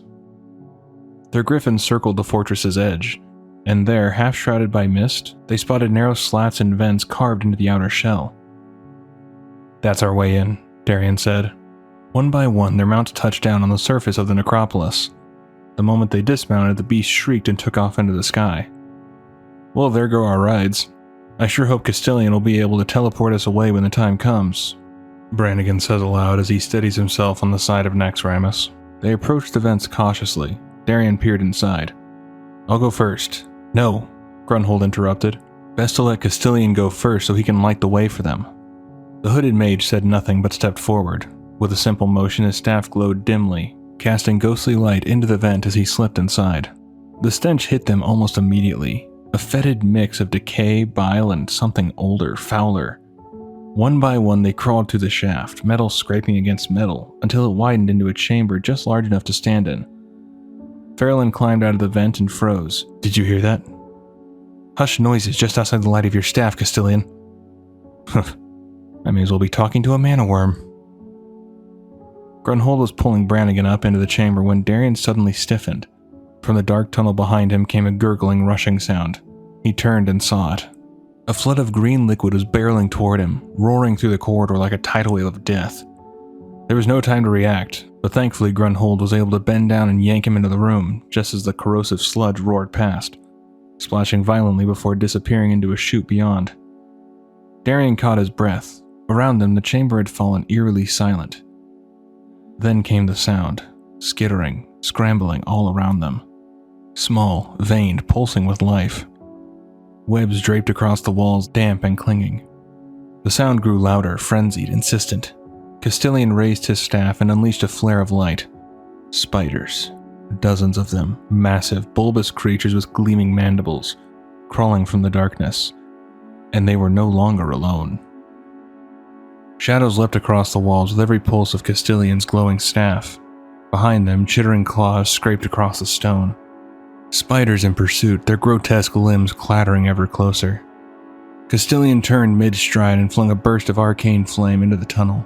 The magic ignited with a hiss, incinerating a cluster of legs. But the creatures did not slow. They were relentless. Ahead, a heavy doorway loomed. Go! Darien shouted, motioning the others through. One by one they dove inside. Brannigan, Fairlin, Castilian, and Grunhold.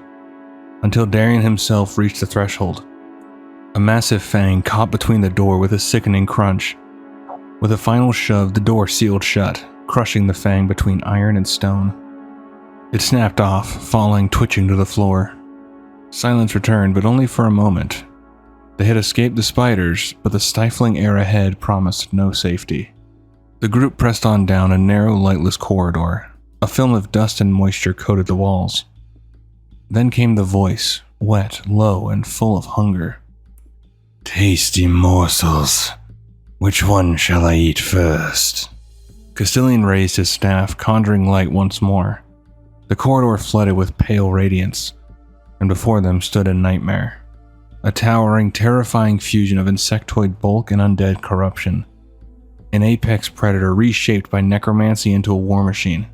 Flanking it were two spider-like creatures with strong exoskeletons, multiple scything limbs, and eerily intelligent insectoid faces, equal parts ancient intellect and terrifying predator. The creature at the center hissed with ravenous anticipation. I've been too long without food, without blood to drink. But the group did not falter. Brannigan stepped forward, the head of his hammer sparking in his grip. "They'll see why they call our weapons storm hammers," he bellowed, hurling the mace with dwarven fury. It struck true. Lightning exploded from the weapon's impact, arching down the spine of the massive beast and crackling across the corridor. Castilian lifted both hands, summoning a storm of flame. Fire rained down, scorching exoskeleton and shriveling web. Grunhold roared and charged, her axe singing through the air. She drove it deep into the creature's side, twisting hard before tearing free. Again she struck, and again, until with a final brutal swing, the necrotic titan collapsed, its armored body twitching one last time before falling still. All three of the creatures now lay broken before them. Darien stood over the bodies, scanning the corridor beyond.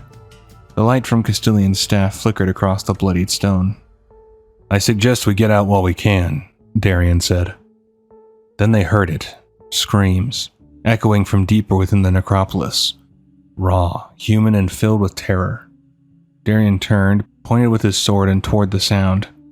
Without hesitation, the group moved again, toward the cries, toward the unknown. They descended in silence, following the screams deeper into the necropolis until they emerged onto a high balcony. From there, the room opened wide and terrible beneath them. Below, a massive platform jutted from the far wall of the chamber like a stage built for horror. Around it, the rest of the floor had collapsed into a festering pool of plague-ridden liquid, swirling and steaming beneath a lattice of narrow walkways and crooked metal platforms. And there, looming on that raised ledge, half-lit by sickly green glow, stood the abomination. The creature towered above the chamber floor, stitched together from corpses, cables, and vile magic. They stared at the abomination in stunned silence. Even from above, it made them feel like ants, insignificant before the horror of what had been made here. The screams they had heard, they were coming from that thing. Its frame shifted slightly with each breath, unnatural and mechanical. It wasn't in motion, yet, but the very stillness of it made the skin crawl. Not merely a construct, a walking crime against life itself. Grotesque, tragic, and terrifying. Brannigan stepped toward the edge of the railing, brow furrowed. "What do you think this place is?" Darien's voice was quiet but firm. "It must be where they put together those things, the abominations. But I've never seen one like that." "Is it?" Grunhold began, narrowing her eyes. "Hard to tell. It is not moving," Fairlin replied, voice steady but wary. They debated whether to confront it or move on. With Alexandros still somewhere within this cursed place, their best chance seemed to be evasion. But fate did not grant them that mercy. Fairlin turned to speak, then froze. Behind them, emerging from the shadows, was something even worse. A cruel blend of flesh, alchemy, and undeath. The creature lumbered forward with twisted purpose, a giant needle extended from its right arm, feeding glowing liquid from tubes coming out from his body. Its left hand was a grotesque metal gauntlet, as large as Fairlin's torso. Before he could shout a warning, the thing was upon them. Grunhold, Darien, and Castilian were thrown to the lower level in a thunderous blast of force. Fairlin and Brannigan remained above, face to face with the monstrosity. It struck fast. The creature drove its right hand into Fairlin, pinning him against the wall and plunging the syringe into his gut. A flood of sickly fluid surged into the Blood Elf's body. Liquid death rushed in, and Fairlin's body was a blazing furnace. Searing pain lanced every nerve, and the Blood Elf's eyes felt as if they might explode. Fairlin sagged, trembling, breath shallow, but he refused to die silently. The creature ripped the syringe out, and turning away from him, used its massive metal hand to pin Brannigan to the wall, locking him in place like an insect in a cruel display. Through pure will, Fairlin raised his blade and slashed out at the monster's leg, biting into the twisted muscle and spilling a stream of glowing green fluid onto the floor. The creature let out a mechanical screech, furious. It turned back to him. The metal hand that had been pinning Brannigan was now Fairlin's death. It snatched him by the throat, lifting him effortlessly off the ground. Fairlin's legs kicked, weakened from the toxin. His blade fell from numb fingers. The creature stepped toward the ledge. The plague liquid far below churned, glowing in anticipation. And then, without hesitation, it snapped Fairlin's neck with a single, efficient twist. His body went limp. The creature held him there for a moment longer and then dropped him into the vat below. Brannigan roared, charging with his stormhammer raised. With a mighty swing, he struck the creature and sent it toppling over the ledge after Fairlin, ensuring it could do no more harm. Below, at the same time as Brannigan and Fairlin's fight, the battle against the abomination had begun. Grunhold, Darien, and Castilian danced between crushing blows. Each time the creature struck, the very floor trembled. Grunhold ducked a sweeping arm and growled, "We should have cut off its head when we had the chance." Seizing an opening, Darien sprinted toward it. With a cry, he leapt onto its bulk, scaled its malformed frame, and drove his blade down, cleaving its head in two. The abomination let out a final ghastly howl before crumbling to the ground. Moments later, Brannigan dropped down to join them, bloodied and breathing hard. "Fairlin didn't make it," he said, his voice low. A silence settled over the group, heavy and bitter. Castilian stood unharmed, untouched by the chaos that had claimed their friend. Suspicion stirred in every glance. He had led them into this place. And then a voice broke the silence, calling out to Darien. "My father's voice. Dad, where are you?" Darien gasped, turning in every direction. "Hurry, son, hurry," came the urgent call of Alexandros. Grunhold struggled to her feet, supported by Darien. "It's difficult to tell where the voice comes from," she said, scanning the darkness. "But it's him, he's alive. This is what we've been waiting for."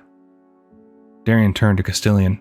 "Castilian, can you teleport us in the direction of his voice? I know it's difficult, but your best estimate?" The robed figure said nothing but lifted his staff in silence. Magic surged around them, and with a flash, they were gone. And when they opened their eyes, they stood at the top of the fortress. A cold voice echoed through the chamber, silk wrapped in menace. "Welcome, lost child. Allow Lady Blaumah to help you find your way." The group turned as one toward the sound. Mounted atop a skeletal steed stood a haunting figure. A woman clad in blackened plate armor, her posture regal, her aura chilling. Her features were pale, death-like, yet she held herself with an unnerving grace.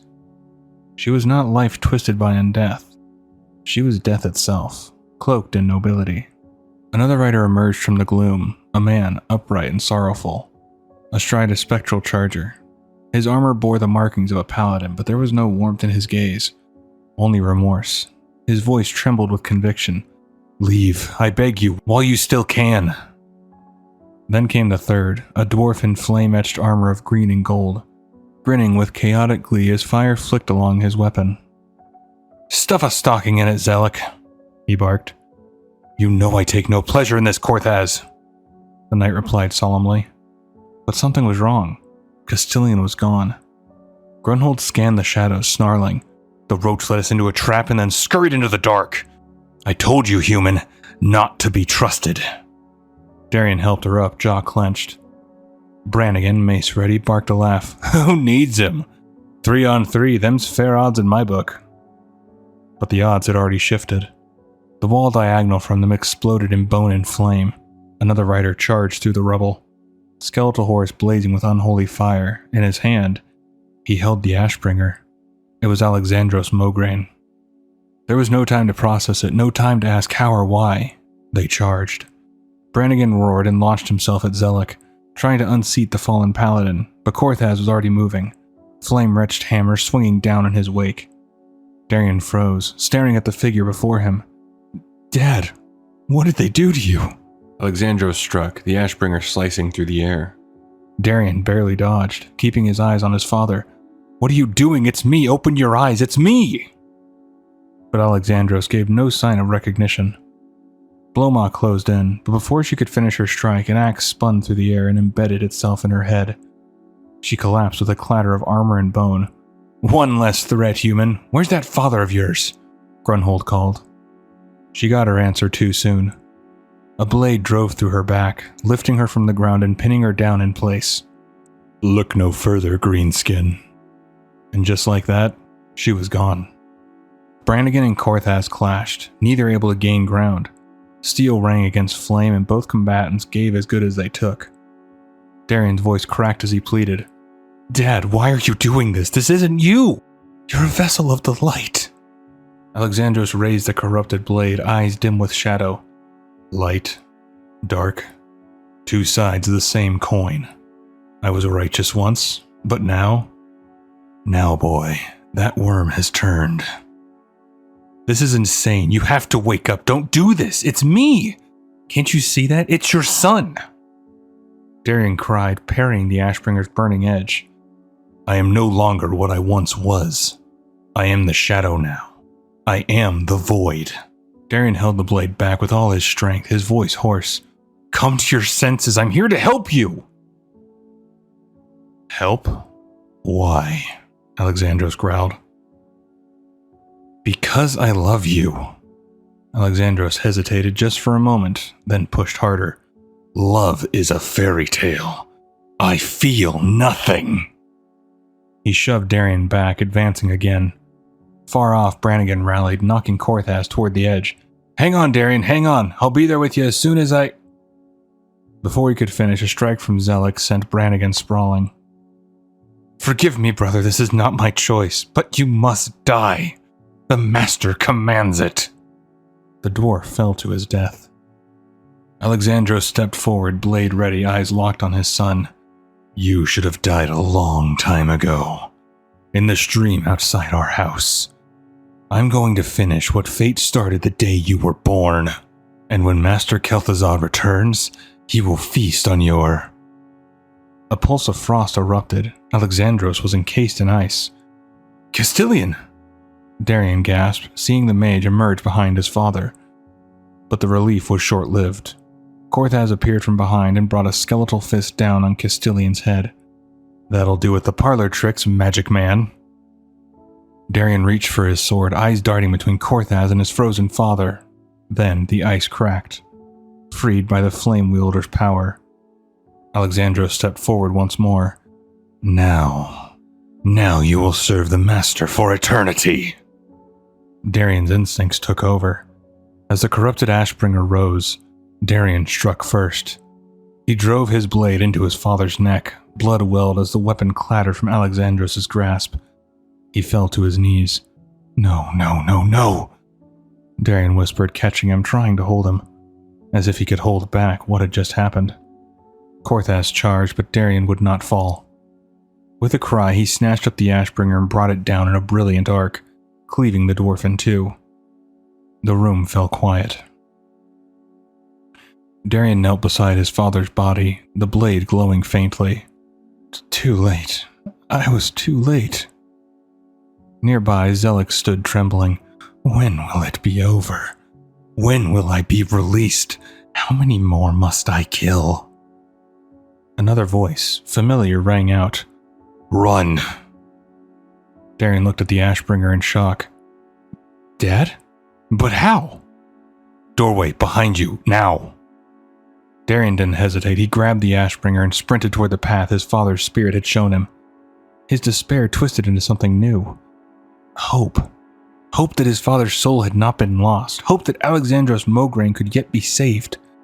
The next chamber shimmered with portals. In one, he saw thousands of undead. Northrend, perhaps. His father's voice again. Straight across. Hurry. Darien ran. And when he emerged, the plaguelands stretched before him once more. Renault. Take me to Renault, his father said. Renault was no longer a commander draped in red and gold. He was a child again, bare knees pressed to the wooden floor, shards of something broken clutched in his trembling hands. Across the room, a figure stood at the tall window, where sunlight streamed through the glass in golden rays, catching the dust in the air like motes suspended in time. She was staring at him, hands at her hips. Her silhouette was framed by the sun, the warmth of day unable to soften the chill in her voice. You've done a very, very bad thing, Renault. He looked down confused, his breath shallow. But it's just water, Mom. No, son, it isn't. The warmth drained from the room. Renault blinked and stared at his hands again. The sunlight still poured in, but now it revealed something far worse. His palms were slick, coated in dark crimson. The shards he clutched no longer looked harmless. Horror gripped him, the blood shimmered in the golden light. You've done a very, very bad thing, and you will be punished. Her voice shattered the stillness like glass. Enough! Renault bolted upright in his bed, heart pounding in his chest. The rising light of day still spilling through the window, just like in his dream. He pushed himself up, throwing the sheets aside, and stormed out of his quarters. Down the hallway, a soldier stood at attention. Renault's voice rang out sharp and clear. You! Ready my horse immediately. Yes, lord, the man replied, quickly sprinting off toward the stables to prepare the Scarlet Commander's steed. Renault lingered for a breath in the doorway, the final rays of sunlight washing over his face. But there was no warmth in them now, only memory, only blood. Brill was quiet in the late afternoon light, the wind whispering through tall grass and trees that swayed gently above the abandoned homestead. Time had touched the place, but not with rot, only stillness. The Mograine home stood empty, its walls weathered but upright. The windows like hollow eyes staring into the past. Birds chirped somewhere in the orchard and flowers bloomed in defiance of the sorrow that lingered in the soil. Renault Mograine stood alone in the yard, the head of his sledgehammer resting at his side. Before him, at the foot of a graceful tree, was a gravestone, clean, upright, and untouched by overgrowth. The name engraved upon it was sharp and unmistakable: his mother. He turned his back to it. "I want the nightmares to stop," he said, voice tight with fury and something deeper beneath. Grief, perhaps, or guilt? "There was a time, perhaps, when I needed you to understand. But that time has passed. I don't need you anymore. I don't need anyone. I'm a man now." With a roar, he swung the hammer. The steel came crashing down on the headstone with explosive force, shattering it into jagged fragments that scattered across the grass. The sound echoed through the homestead like a thunderclap. Footsteps approached. A soldier, young, uncertain, had seen the act but hesitated. Then stepping forward, he called out, "Sir, are you okay? I heard..." Renault turned, eyes smoldering like live coals. "Grab torches and burn it. Burn everything." The soldier froze and then nodded and turned to obey. Flames began to rise soon after, licking at the house's frame, curling through windows, devouring curtains and broken memories. The garden's brightness faded in the glow of rising firelight. Smoke curled in the air, thick with the scent of ash and old wood. Renault walked away slowly, his right hand gripping the sledgehammer just beneath the head, the heavy weapon angled down toward the ground. He didn't look back as the home of his childhood was consumed behind him. "Goodbye, mother," he muttered and headed back with the soldiers to the Scarlet Monastery. The halls of the Scarlet Monastery were restless. Lady Whitemane moved with purpose through the war-lit corridors. She entered the chapel chamber where Renault Mograine stood at the altar, his hands clasped behind his back, staring into the flicker of candlelight. "Our informants report a large-scale Scourge offensive is imminent," she said without ceremony. Renault turned slightly, his voice sharp. "And what of the prisoners, Inquisitor Whitemane? What have they to say?" Her tone was measured but urgent.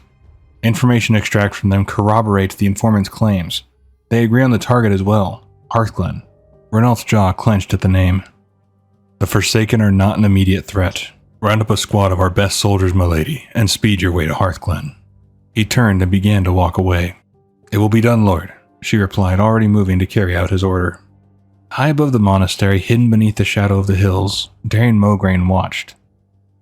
Troops poured out of the monastery below, led by a woman in crimson and steel. Their banners bore the familiar insignia of the Scarlet Crusade, fluttering like bloodied ghosts in the wind. He stood silent, gripping the hilt of the Ashbringer. "I still don't understand why you brought me here. Will Renault know what to do? Can he help you?" Darien asked aloud, uncertain. From beside him, the ever-present whisper of his father's voice replied, "Help. Yes." Once the soldiers had vanished into the distance, Darien descended from the ridge and approached the monastery's heavy doors. Inside, the great hall was quiet, emptied of its ranks. 2 guards eyed him suspiciously but made no move to stop him as he entered. His steps were swift, his grip tight on the sword at his side. He found Renault in the sanctum just past the inner chapel. "Renault, I have an urgent matter to..." Renault spun around at the sound of his voice, his expression twisting into rage. You are not welcome here, traitor. How dare you show your face after siding with that crackpot Tyrosus? The Scarlet Crusade is the only true force for good on Azeroth. What could you hope to mean by... Renault, listen to me. I've come to talk about father, Darien interrupted, desperation rising in his voice. But Renault's eyes had locked onto the blade. "The sword. Why did you bring that here? What are you trying to do to me?" "What are you talking about?" Darien asked, startled. "We're family." In a flash, Renault's fist lashed out, cracking against Darien's jaw. He stumbled to the floor. "I have no family!" Renault roared. He advanced on his fallen brother, fury consuming him. His boots thundered against the stone as he kicked Darien hard in the ribs. "Guard, get that cursed sword out of my sight! Do you remember when we would grapple as children? I would hold you down until you blubbered, mewling like a kitten. Even then, your pathetic weakness made me sick. I have severed the trappings of my old life, and now there is only one bond left to be broken. You, dear brother, the weakest link." But something stirred. As the nearby guard reached for the Ashbringer, green flames licked from its hilt. The air grew heavy, charged with necrotic energy. Renault raised his voice once more. "You're a weakling and a betrayer, and the punishment for betrayal is death." He drew back for a final blow, but a voice stopped him cold. "Betrayal." Renault froze, his face went pale. Father? The flames surged into form, coalescing into the armored silhouette of Alexandros Mograine, clad in his Death Knight's plate, green fire roaring around him. "You know a great deal about betrayal, son." Renault stumbled backward. "It can't be. Forgive me, father, I beg you." Alexandros stepped forward unflinching, his sword rose, and with a single swing, he severed Renault's head from his body. "You are forgiven." The body fell. Silence rang in the aftermath like a bell tolling for the dead. Darien stared, stunned, trembling on the floor. Alexandros looked to him. "Don't look at me, boy." Then, like smoke caught in the wind, Alexandros vanished into the Ashbringer's glow. Darien remained on his knees, the world spinning. He covered his face with his hands, grief overtaking him. "Dad, what has become of you? What have you become?" The flicker of hope that had stirred in his chest was extinguished once more, cast back into shadow. Hearthglen stood on the brink of ruin. The city's walls, once proud and defiant, now trembled under the weight of the Scourge. Fires burned unchecked. Smoke drifted through the air like the breath of death itself. Screams echoed down stone corridors, drowned beneath the ceaseless growls and hisses of the undead. From atop a battered watchtower, a lone guard, bloodied but not broken, shouted into the chaos below. "General Abendis, Lady Abendis, prepare for another surge." The order cut through the pandemonium like a blade. Scarlet Crusade soldiers rallied where they could, forming desperate shield walls and makeshift choke points. But no matter how many of the dead they struck down, more poured in. Endless, merciless, a tide of rot. Farther down the southern flank, Grandmaster Satan held the line. His voice rang with authority, rallying his men through sheer presence alone. Blades flashed, arrows flew, bones cracked under hammer and shield. Yet the storm would not yield. Then came the abomination. A grotesque mountain of flesh and bone, stitched together with cruelty and dark will.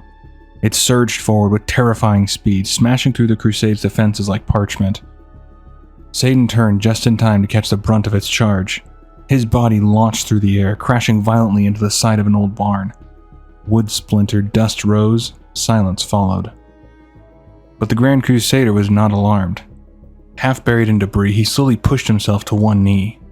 The firelight flickered strangely against his face, revealing a faint, sinister glow.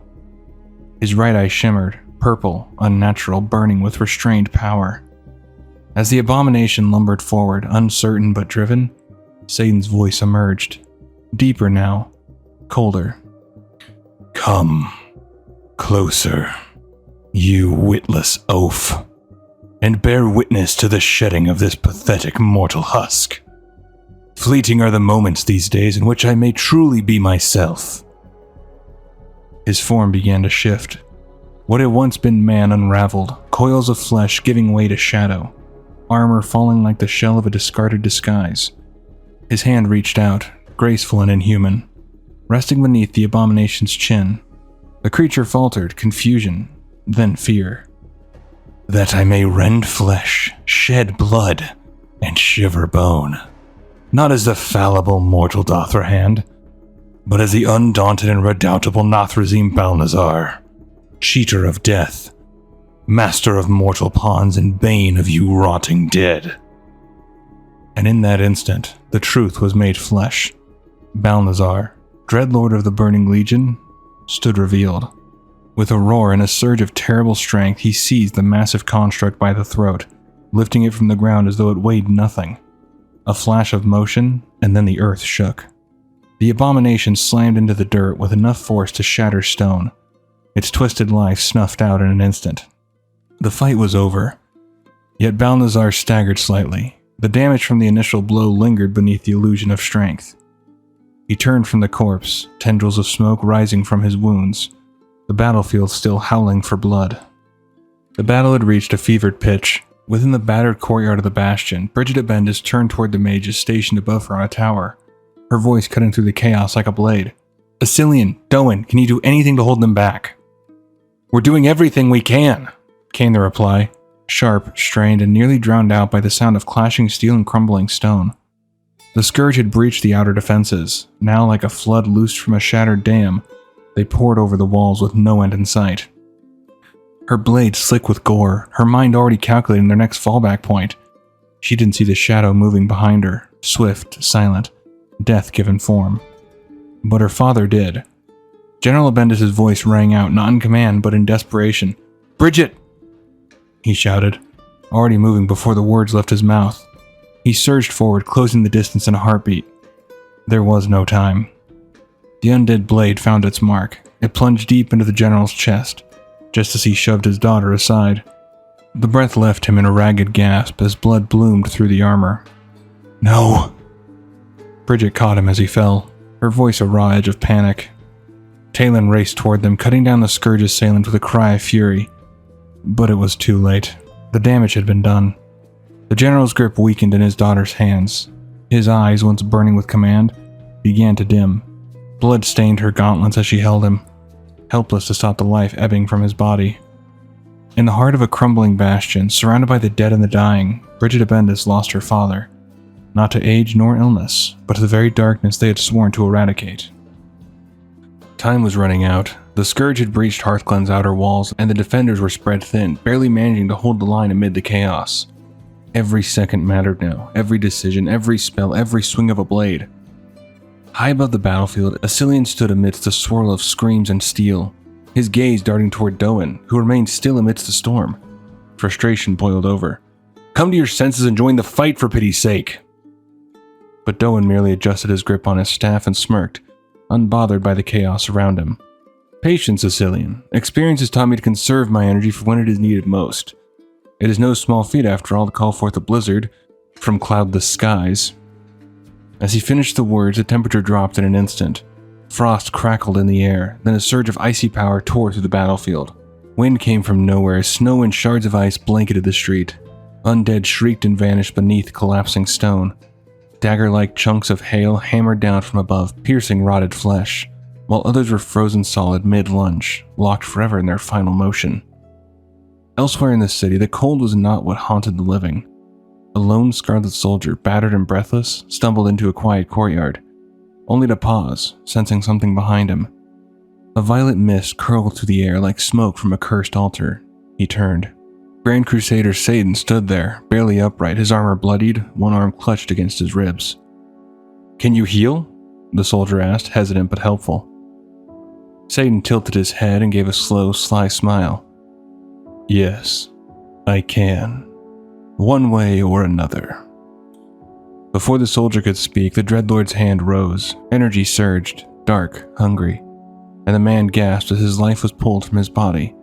In seconds, he crumpled to the ground, a lifeless husk.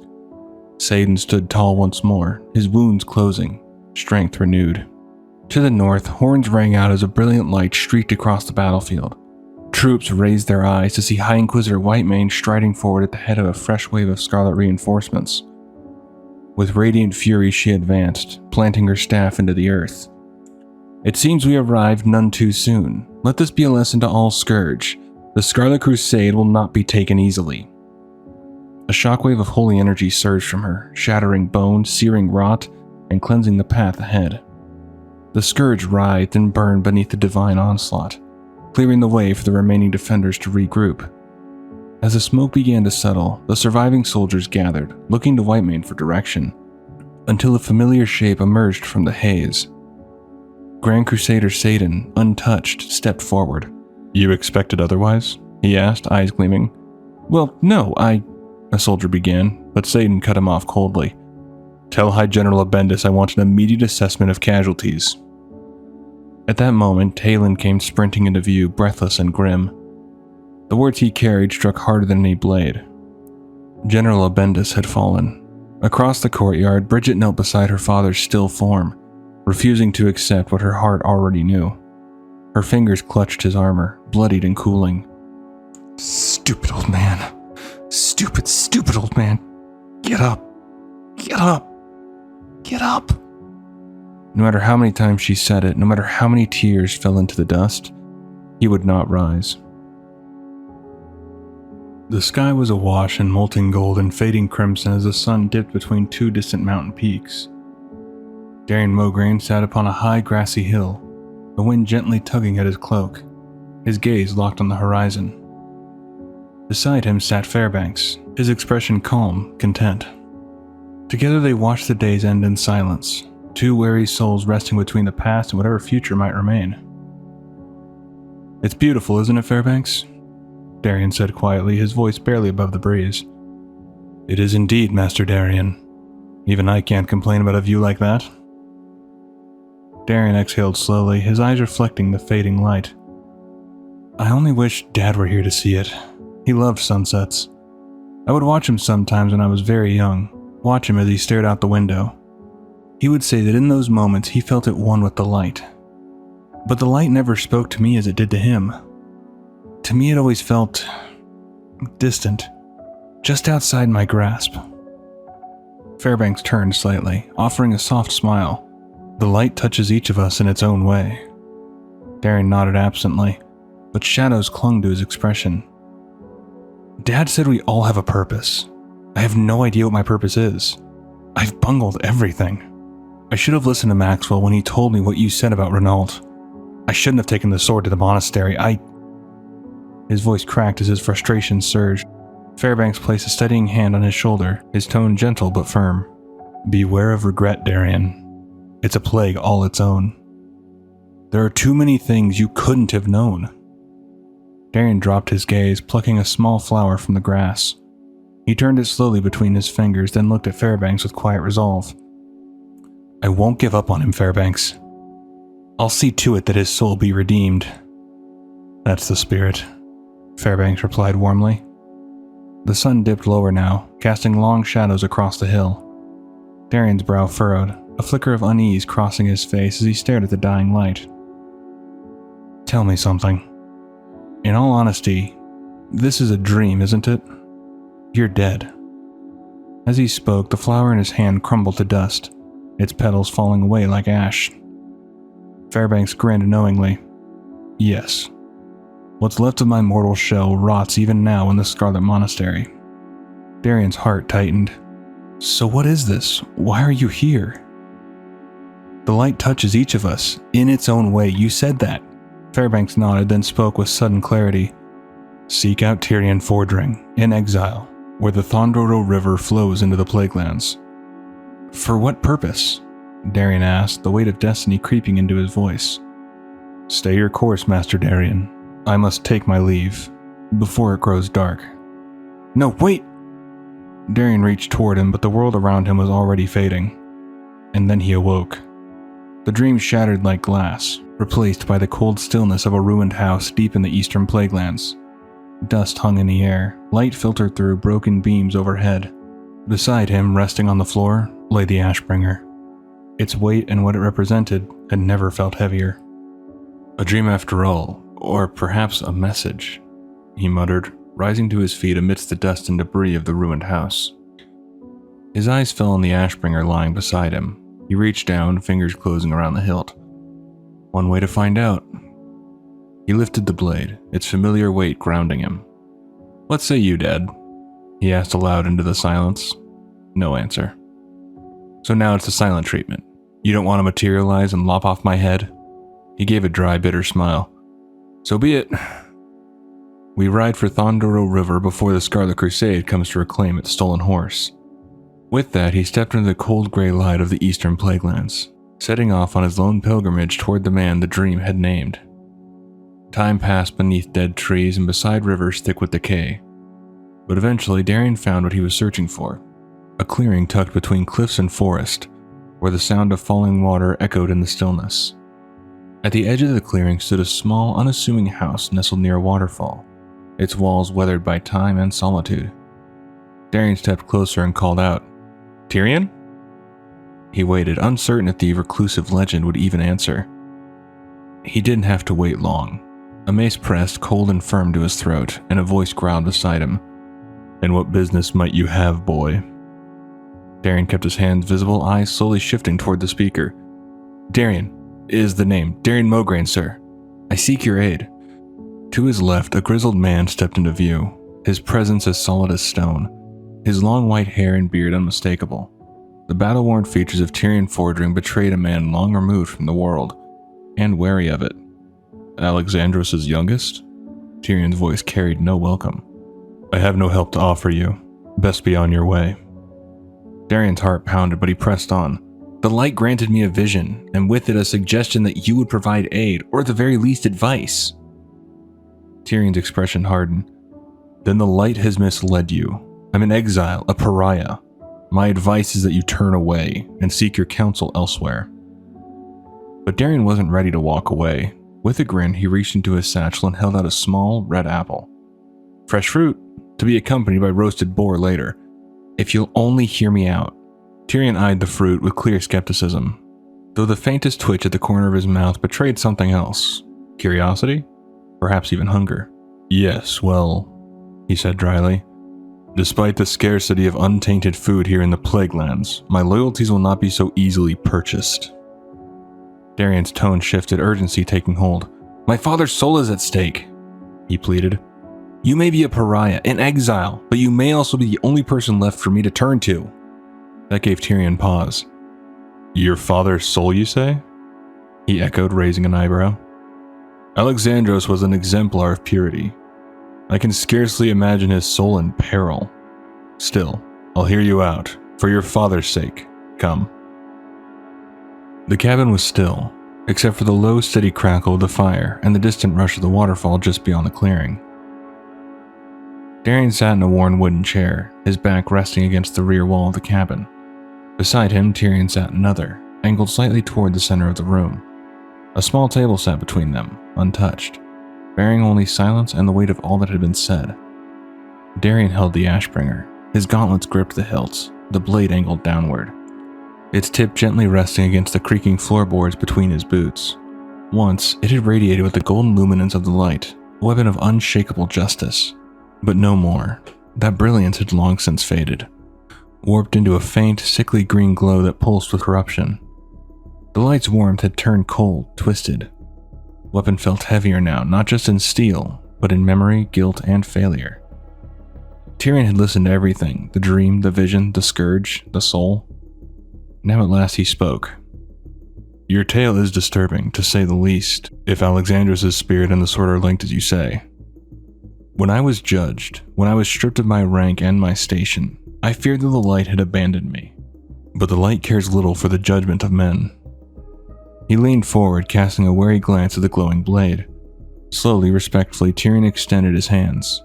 Darien hesitated, then relinquished the Ashbringer. Tyrion took the weapon in both hands, holding it close. He closed his eyes. "By the grace of the light, let me see what others cannot." He remained still for several long moments, the silence between them broke only by the fire's quiet hiss.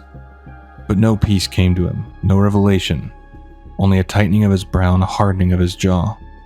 With a frustrated grunt, Tyrion abruptly rose from his chair and drove the Ashbringer down into the wooden floor with a harsh thud.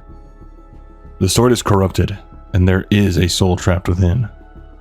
If it is truly that of Alexandros, I fear there is nothing left of him." Darien's breath caught. "Meaning?" "Meaning your father's spirit is forfeit, boy. You've done all you can, best now to let it go." The words were a hammer to his chest, but Darien refused to yield to them. Darien pleaded with him, but Tyrion ignored the plea and said, That tabard you wear, it is not that of the Scarlet Crusade. What is it? A new order, Darien answered, steady despite the pain. The Argent Dawn, a brotherhood that believes in the equality of all, dedicated to scouring evil from the world. Poor fool. Darien turned toward him sharply. Have you become so embittered? My father believed in you and others cursed your name. Will you turn your back on me now, as you've turned your back on Talon? The words landed like a slap. Tyrion's jaw tightened, his voice rising with sudden fury. Snot-nosed whelp. Do not speak to me as if you know the truth. You know nothing. You're right, I know nothing. Talon never speaks of it. All I've heard are rumors. If you refuse to help, the least you can do is tell me. Tell me why you were branded a traitor. Tyrion began his tale, voice low and steady. I found the tracks while hunting. Orc tracks. Mind you, back then the orcs were our sworn enemies. Evil monsters, or so we thought. Darien said nothing, just listened. The tracks led me to a crumbling tower, and there I discovered an orc, no longer in the prime of his youth, but an orc just the same. We fought, and to my surprise I found our skills to be evenly matched. Our battle brought the tower down around us, and darkness closed in. I awoke later in my own bed. In time I learned that the orc pulled me from the rubble, tied me to my saddle. My trusted steed Mirador had carried me home. The waterfall continued its endless descent behind them, unbothered by the weight of confession. I returned to speak with the orc. I learned his name, Eitrig, and I learned that this greenskin, whose kind I had grown to hate, valued honor as much as I. He only wished to be left alone. I swore a solemn oath to honor that wish. But fate conspired against us. Lord Commander Dothrahan learned of Eitrig and ordered me to lead him and a party of soldiers to the orc's hiding place. Eitrig fought but was still arrested. I tried to intervene, but too late. The damage was done. I was tried for treason. Still, I refused to renounce my oath to Eitrig. I was labeled a traitor and excommunicated. Eitrig was to be executed in Stratholme, but before he could be hanged, I acted, saving his life as he had saved mine. Soon after, the war chief of the Horde, Thrall, arrived and spirited Eitrig away. That was the last I saw of him. It was a matter of honor. A man has nothing if he has not honor. Of course, Uther, Dothrahan, and the others did not see it that way. Despite my outcast status, I've kept watch through the years. The day Talon was knighted, I snuck into the ceremony. I was so proud of him. Darien's gaze didn't lift. But now he casts his lot with the Scarlet Crusade. A corrupt travesty that's as much a blight upon the land as the plague itself. Talon isn't like the others. If I had to guess, I'd say that maybe he's lost his way. I understand what he's going through. I know what it's like to lose a father. Thank you for sharing your tale, Brother Tyrion. I realize now that you were faced with an impossible choice, and you made the only decision you could, just as I've made mine. I must set off to meet the others at Light's Hope and continue my quest. Darien stood slowly, stretching his back and brushing grit from his gauntlets. An act of love, Tyrion said suddenly. Darien turned his head, puzzled. What? I've been giving it careful consideration. I believe that only an act of love greater than the act of evil that corrupted the sword will be powerful enough to free your father's soul. But be warned, such an act is often the ultimate test of faith. His tone was quieter now, reflective, uncertain whether he should have spoken at all. Thank you for the knowledge. You should join us at Light's Hope. You could inspire others. The Argent Dawn needs men like you. The two men walked back to where Darien had hitched up his horse at the edge of the cabin, where grass had begun to reclaim the worn path. Tyrion stopped just short of it while Darien mounted up. I've seen everything that was good in my life wither on the vine. And all for what? No, I do not care to be involved, Tyrion says, frustration in his voice. Darien nodded once, solemn but undeterred. He guided the reins, turning the horse to face the forest trail. You were a vessel of the light once. Faith, wisdom, valor, honor. These ideals meant something to you. You can be that man again. Be a paladin. Be an inspiration. Be a force. Be a hero. With that, he rode off into the trees. the waterfall mist trailing behind him like memory on the wind. Tyrion stood where he was, just beside the cabin where Darien had left him, and said nothing. He watched the path until it emptied of hoofbeats and presence. The words lingered in the morning air, and he stood there still. Back at Hearthglen, 3 candles burned low in the dim chamber, their flames casting soft flickering halos across the walls. Talon Fordring knelt before them, clad in full armor, the steel of his gauntlets resting heavily against his knees. Beside him stood his bed, undisturbed. The night was silent, the air thick with reflection. In his hands he held a letter, creased and worn, treasured beyond words. It was his father's. I want you to know that I love you dearly, and that I'll always carry you close to my heart. Your life and your deeds will be my redemption, son. You are my pride and my hope. Be a good man. Be a hero. Goodbye. The last word always landed the hardest. Talon's gaze lingered on the parchment, the candlelight shimmering faintly off the edges of his pauldrons. From the doorway a voice entered softly, measured. Your father's letter. I'd heard you still carry it with you. Talon turned slightly but remained kneeling. Grand Crusader Satan stood just inside the room, his posture upright, his presence deliberate. He didn't move closer, only observed. We've never spoken of Tyrion's trial. I was there, of course, when judgment was passed. I was more shocked than anyone when he refused to atone. When he refused the mercy of the court, Satan said, his tone neither cruel nor kind, just resolved. It felt like he was betraying us all over again. As painful as it is to say, your father deserved to be exiled. He languishes now in obscurity while you do the light's work. He paused and then added, I have plans for you, Talon. I wish for you to take Renault's place as the new commander of the Scarlet Monastery. Talon looked back to Satan, then upward. Me? Well, I would be honored, of course. So let it be. Your prospects are limitless, so long as you look into the future and take care not to dwell in the past. Take my advice. Burn the note. With that, Satan turned, stepping out into the hallway and quietly shutting the door behind him. Silence returned. Talon stared at the letter in his hands. The parchment trembled slightly, catching the candle's warmth as he brought it close to the flame. He felt he should obey. He felt he should burn it. The Grand Crusader had given him a command, and a part of him, trained, disciplined, urged him to follow through. But he couldn't. The flame danced beneath the parchment, yearning to consume it. Yet Talon pulled it back and pressed it against his armored chest. He could not destroy the only piece of his father he had left. He could not let go of him. Not now, not ever. The wind howled across the pale hills of the eastern plaguelands, rattling banners and carrying with it the scent of frost and war. Outside the chapel at Light's Hope, Lord Maxwell Tyrosus stood in solemn silence. 2 soldiers flanked him, armor creaking softly, hands resting on the hilts of their swords. Their eyes swept the tree line ahead, but it was the feel of the ground beneath them, the stillness before the storm, that told them all they needed to know. Then came the thunder of hooves. A lone rider burst into view, galloping hard down the western path. His horse skidded to a stop before them. Frothing and panicking, the rider breathed hard. The Scourge! They're coming this way. Fast.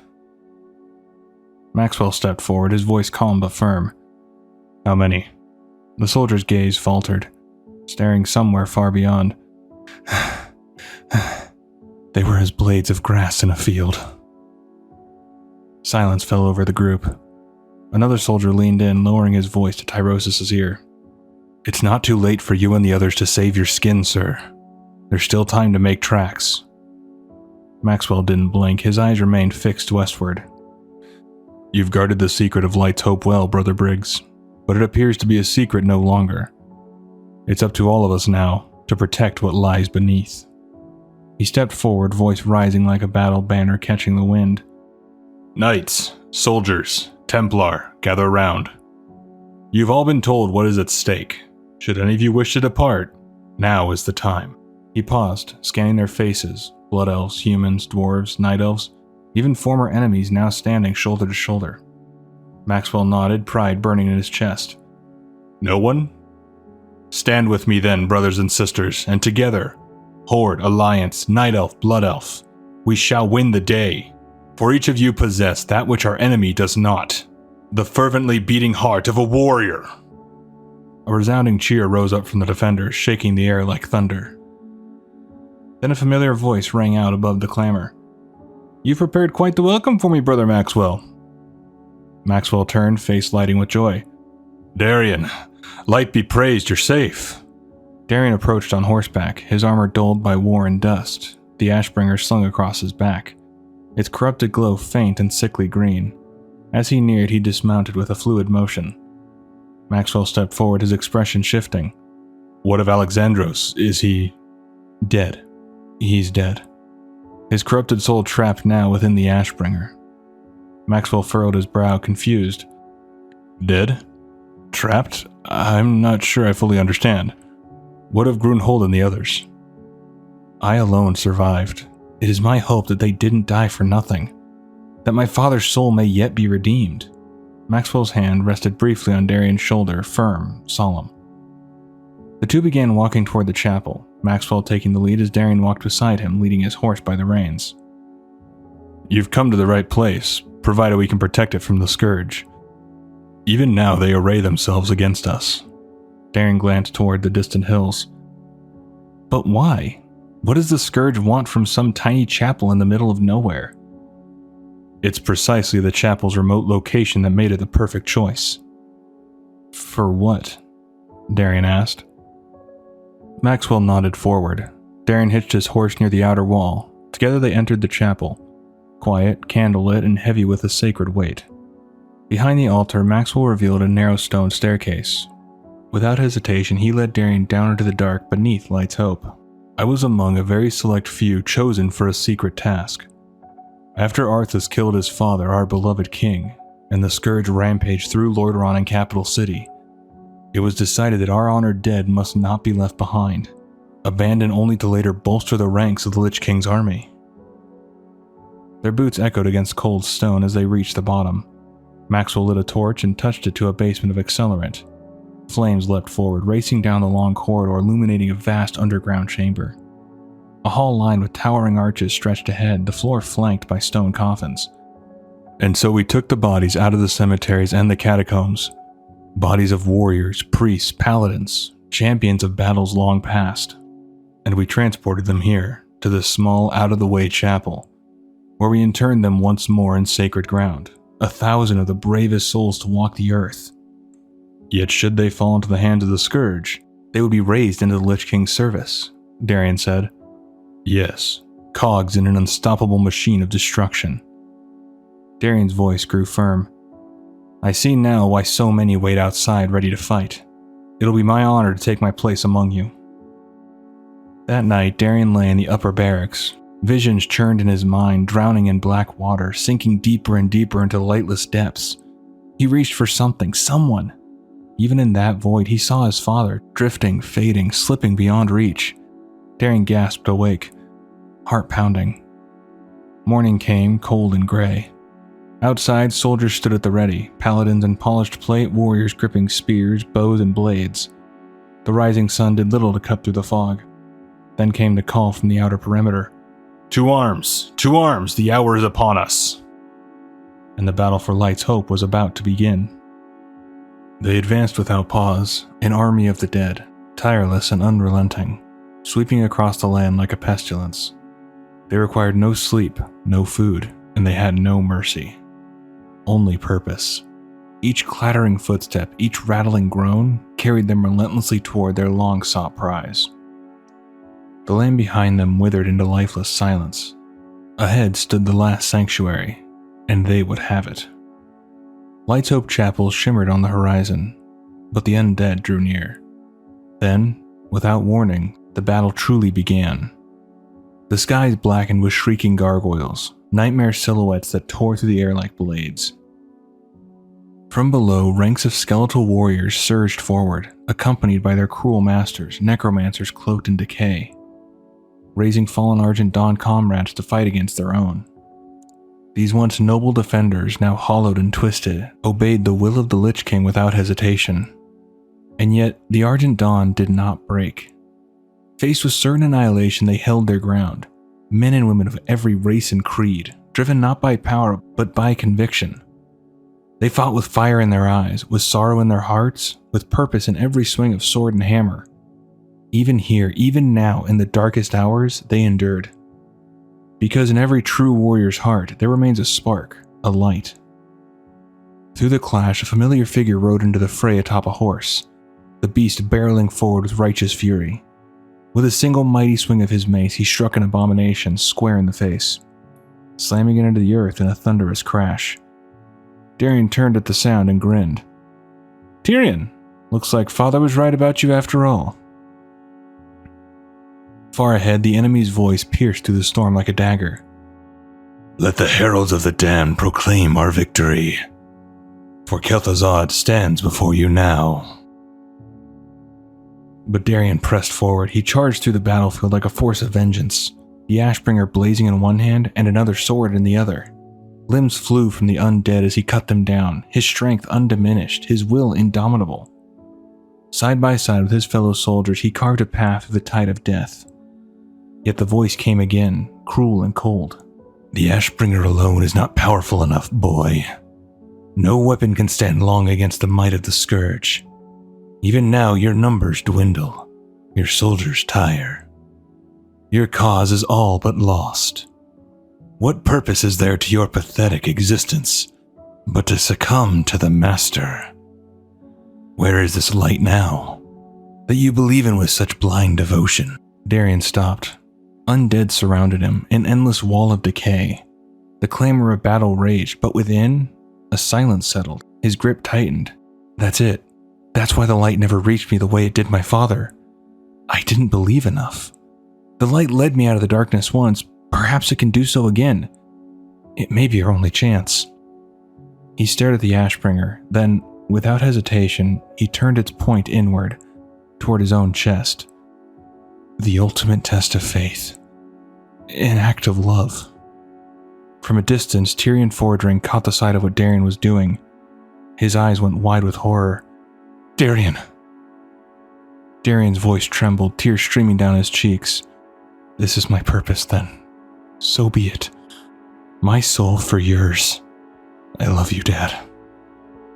And with that, he plunged the blade into his own heart. The explosion was instantaneous. A wave of radiant energy erupted from Darien's body.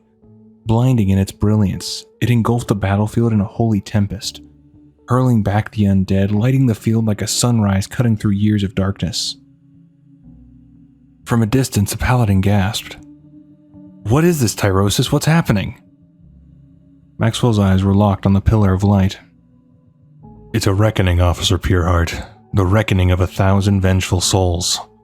The wind tore across the battlefield, forcing everyone to brace themselves. The light tore upward like a beacon to the heavens, pure, unyielding. But within that brilliance, Darien fell.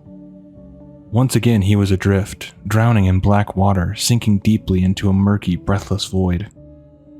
The light was fading. The dark pulled harder, and just before he vanished into oblivion, he heard a voice, his father's voice. "I love you, son, with all that I am, all I was, all I ever will be." Then the warmth disappeared. A chill gripped him. "Now, boy, now you're mine." Kel'Thuzad's voice pierced the silence. Darien's eyes snapped open. He rose, slow and unnatural. His skin had gone pale. His eyes, once fierce, were now cold and clouded white. Life had fled him. Undeath claimed him. "Rise, Darien Mograine. Rise, Ashbringer." Kel'Thuzad's voice was thick with triumph. The lich drifted closer as Darien reached to his chest, pulling the Ashbringer free with both hands. "Our primary goal may have eluded us, but I'll be content to take you as my prize."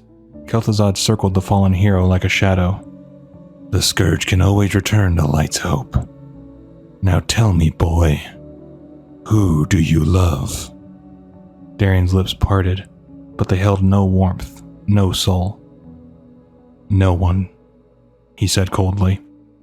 And although Darien could no longer hear it, a voice echoed in that sacred place, a voice of light among the silence of the dead. My soul will forever bear the weight of your sacrifice, my son. And just as you never gave up on me, I shall never give up on you, for you've taught me the most valuable lesson of all. Hope never dies. In the shadow of undeath, Darien Mograine, now bound to the will of the Lich King and wielding the twisted, corrupted form of the Ashbringer, led a brutal assault on Light's Hope Chapel.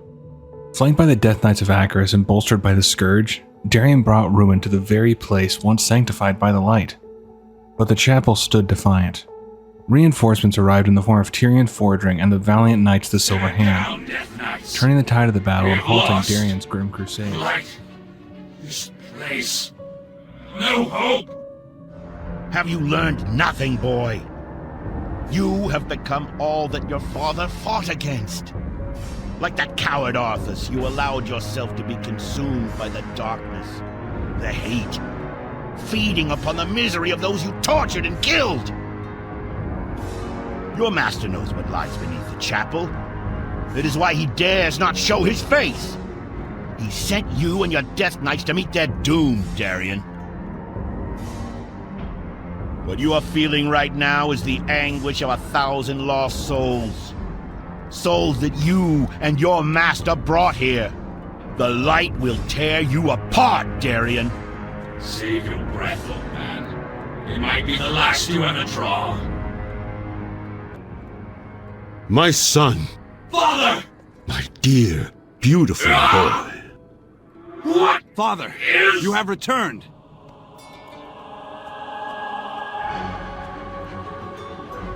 You've been gone a long time, Father. I thought...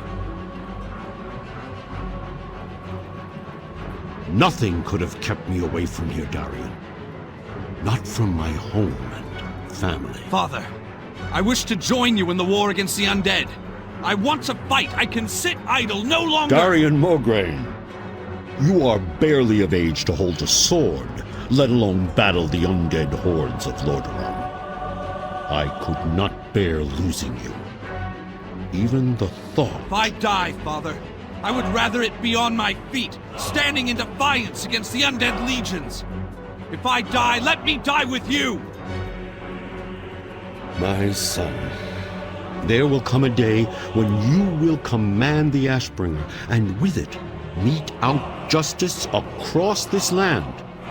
I have no doubt that when that day finally comes, you will bring pride to our people, and that Lordaeron will be a better place because of you. But, my son, that day is not today. Do not forget that. Touching. He's mine now. You betrayed me. You betrayed us all, monster! Face the might of Mograine! Pathetic. You're a damned monster, Arthas. You were right, Fordring. I did send them in to die. Their lives are meaningless. But yours... How simple it was to draw the great Tyrion Fordring out of hiding. You've left yourself exposed, Paladin. Nothing will save you.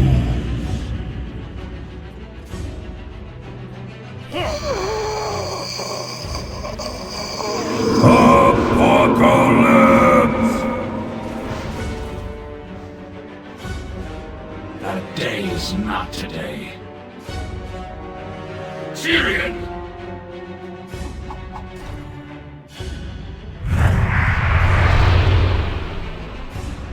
Arthas! What is this? Your end. Impossible.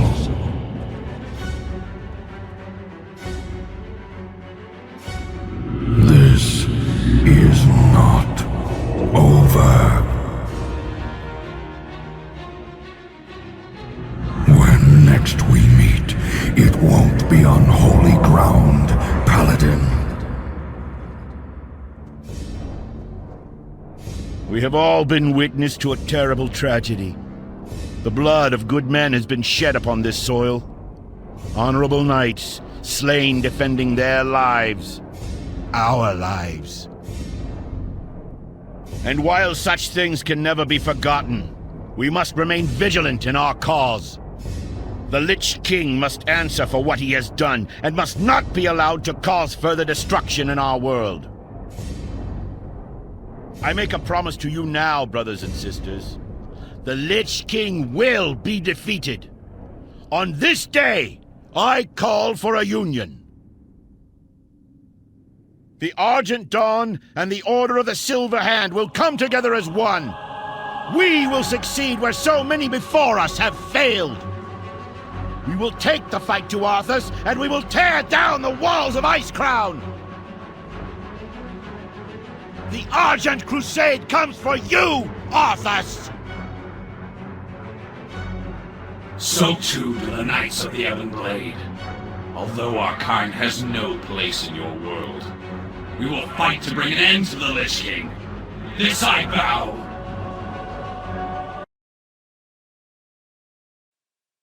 After the fall of the Lich King atop the Frozen Throne, a champion of Azeroth, one who bore the Runeblade Shadowmourne, discovered a mysterious unsealed chest among Arthas' remains.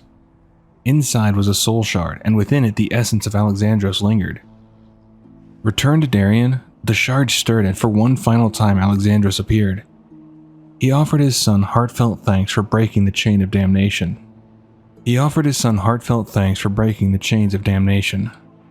The memory of Darien's sacrifice, Alexandros said, had been his only anchor against the torment of Frostmourne. With his final words spoken and his soul at peace, the Ashbringer's spirit faded at last, free. When Alexandros was finally freed from Frostmourne, his soul did not pass into the peaceful afterlife he had once imagined. Instead, it was cast into the war-scarred realm of Maldraxxus, a brutal dominion of flesh, steel, and necromantic power, governed by the Necrolord Covenant. It was a realm forged for battle, where the dead rose not as mindless thralls, but as champions of cosmic war. At first, Alexandros knew only horror. Awakening in this alien place surrounded by bones, decay, and monstrous forms, he saw only a reflection of the Scourge, the very force that had claimed his life and twisted his legacy. In his eyes, the Necrolords were no better than the servants of the Lich King, and his wrath burned hot and righteous. But his fury was met with steel and conviction. Margrave Crexus, a towering and unyielding being of the militant House of the Chosen, approached him not as a captor, but as a warrior seeking understanding. Through Crexus' guidance, Alexandros came to see the truth. The Maldraxxi were not mindless undead. They were defenders of the Shadowlands, guardians of power and honor forged through endless battle. Here, glory and duty still had meaning. In this new existence, Mograine reclaimed an old name with a new purpose. He chose to remain the Ashbringer, a symbol not only of vengeance, but of unbroken spirit. His prowess and leadership soon earned him a place among the elite. He rose through the ranks of the Chosen, until only two bore the title of Baron, Alexandros and Vyraz. With his ascent, he turned once more to the forge, commissioning the gifted bonesmith Hermer to craft a new blade, Fatebringer, modeled in the spirit of the Ashbringer.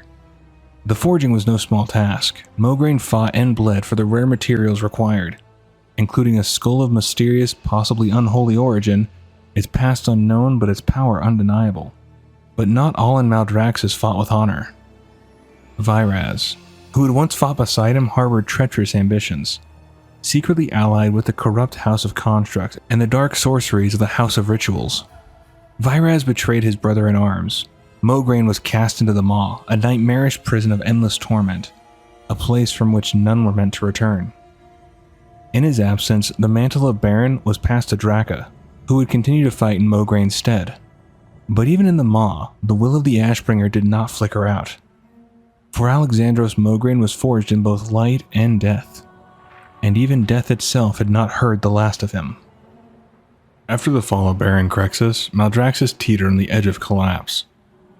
With the House of the Chosen weakened and fractured, a new champion arrived, an outsider, a Mawwalker, one of the few living mortals capable of traveling between the realms of death. The hero joined forces with Draka, determined to bring order back to the embattled house. A victor emerges, but where are their Which house do they fight for? Look closer, Garmo. We have a living mortal in our midst. Intriguing. Zendaya, is this the meddler who fought in our attack? The very one. So, this mortal witnessed your treachery. Your house's invaded bastion, an act that betrays everything the Primus stood for. The Primus is long gone, Crixus. Where is your hunger for glory? Or has the House of the Chosen lost its appetite? We are meant to defend the Shadowlands, not conquer it. You will recall your forces, or you will answer to my blade. I think not, Crixus. Your blade shall be broken. Slay them all!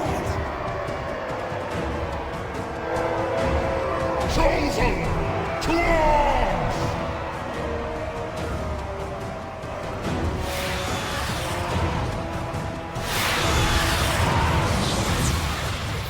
Leave none standing!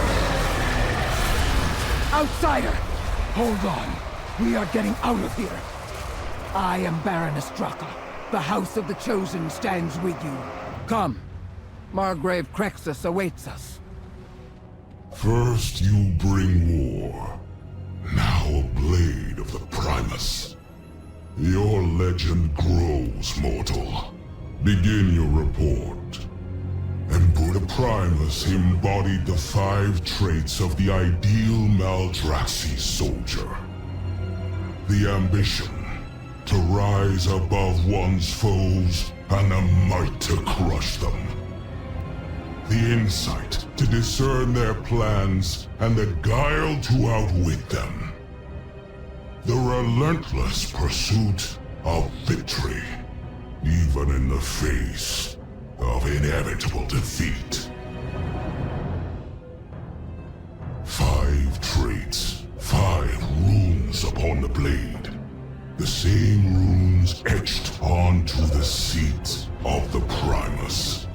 Revel, Vyras, Draka, bring the mortal to the seat of the Primus. Let us see what unfolds. I will scout ahead. Do not tarry, soldier. The seat of the Primus has been locked shut since he went missing. Many have tried to open it. The Primus was a legendary weaponsmith. If we hold the key to his vault, then his arsenal will be ours. It won't be long before the other houses learn of the blade. Be ready for a fight.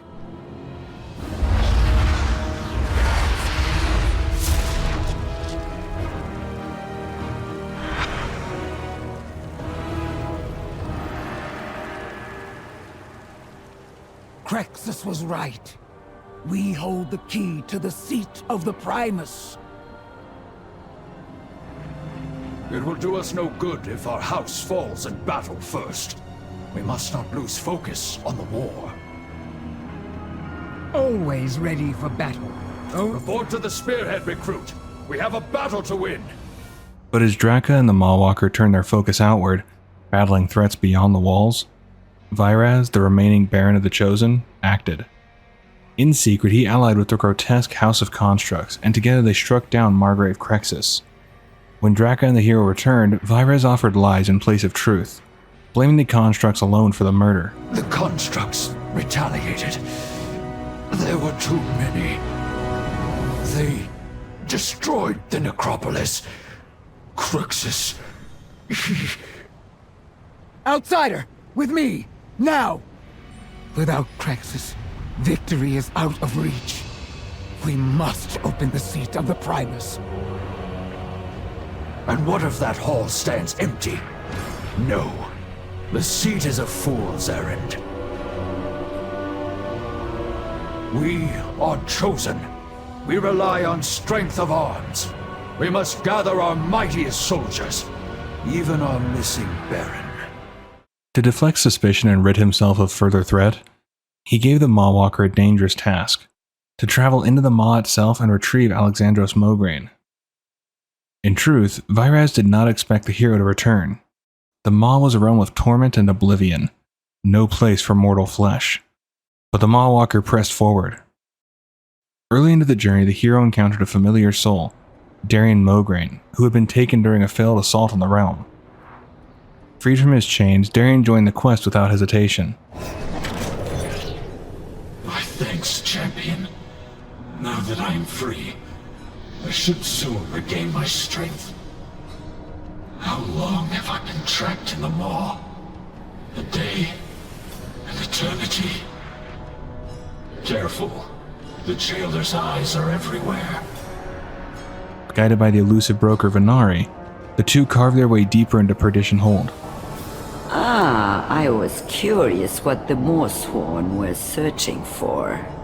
You are that mortal who swept through and thwarted the jailer's festivities. I am Venari, a humble broker trapped in this land of torment. I have a proposition for you. Come.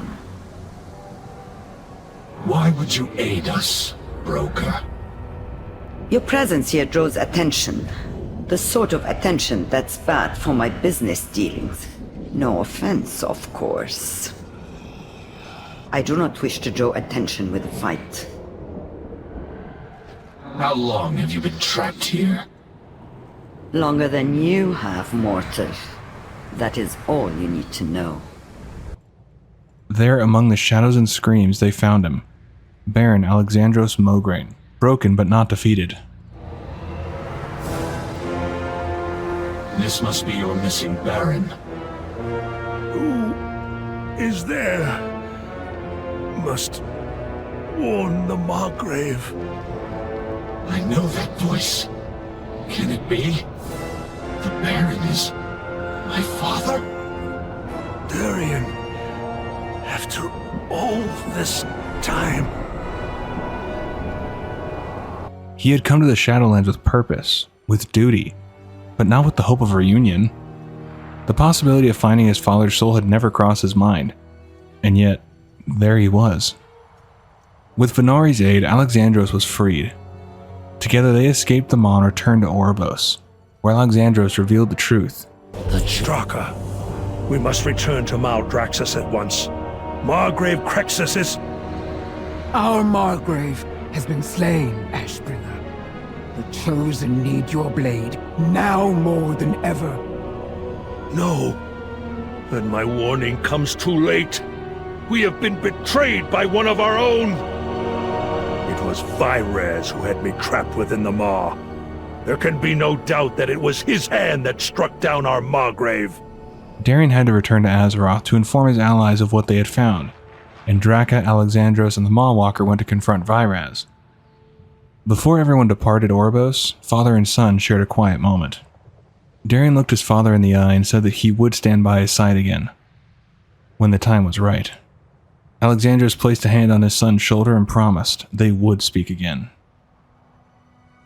Meanwhile, Draka had gone ahead to warn the allies of the Chosen, rallying support at the seat of the Primus. With momentum building, Alexandros and the Mawwalker stormed the House of the Chosen, seeking justice and vengeance. So the mortal returns, along with our wayward Baron. The constructs failed to finish you, and so did the Maw. How disappointing. Your schemes have brought about your own ruin. Now we will end you! Foolish Mograine, always valuing loyalty over might. But victory lies in one's choice of allies. And with their help, I now claim the mantle of Margrave. I will bury my blade in your skull, traitor! For Crexus!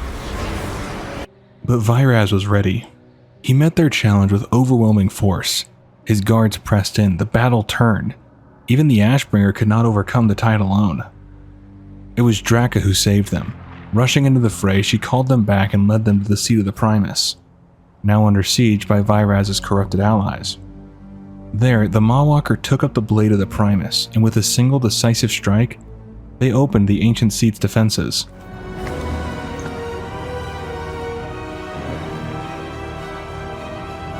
Slay the mortal! Bring me that rune blade! Raise your sword, Captain! For Maldraxxus!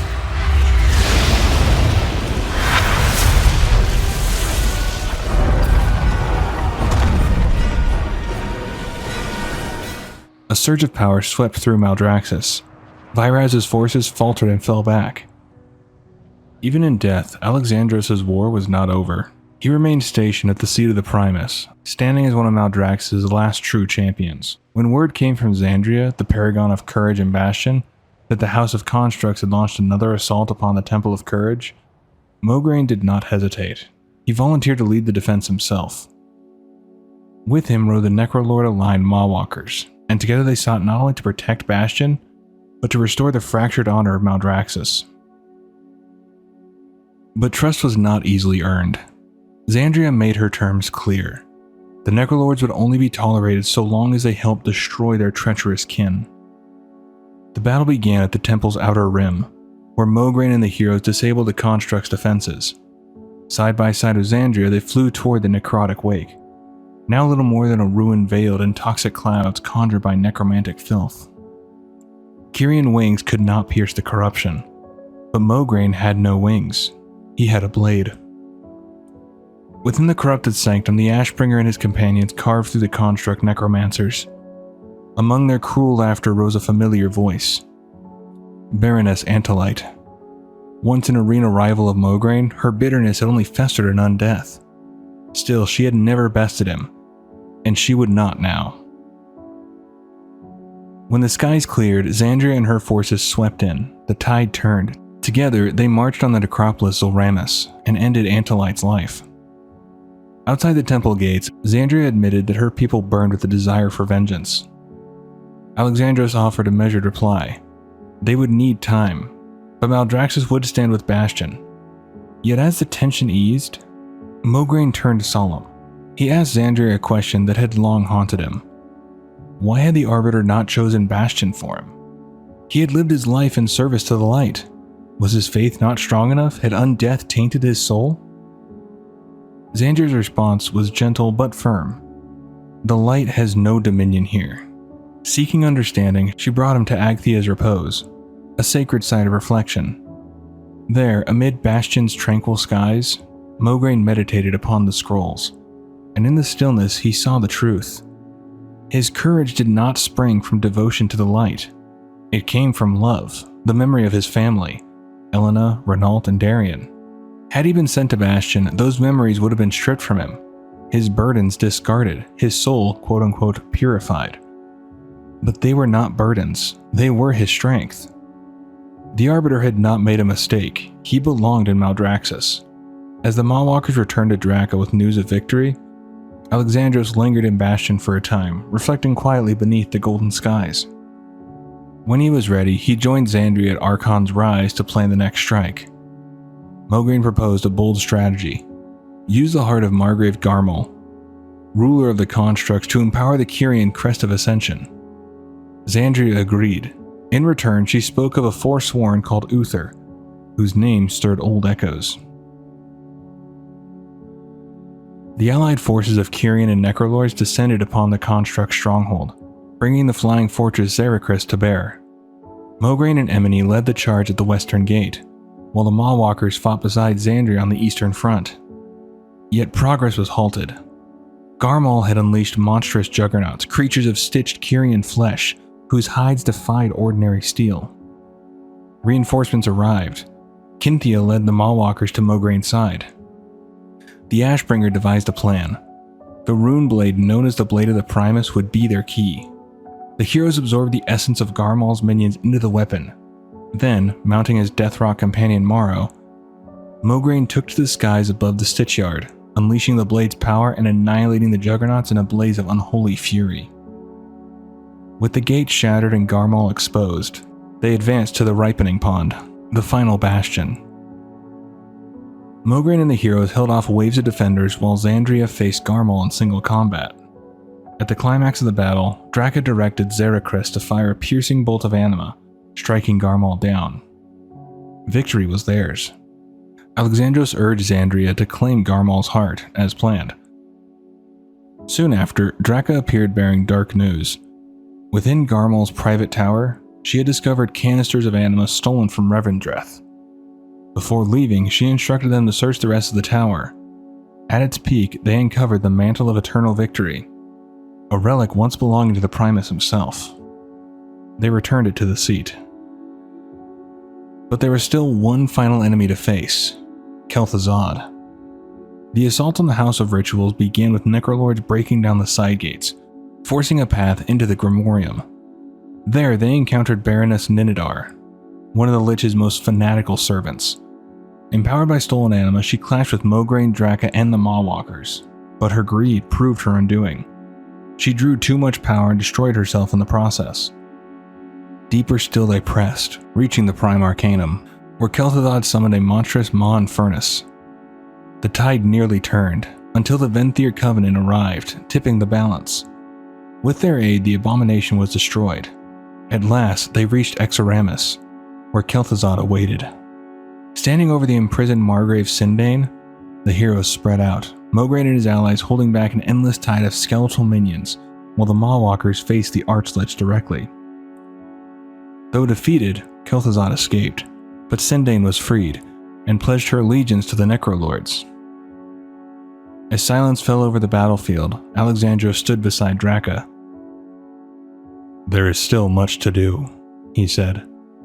"Vyraz must be brought to justice, and Kel'Thuzad must be ended." Draka nodded. "In time.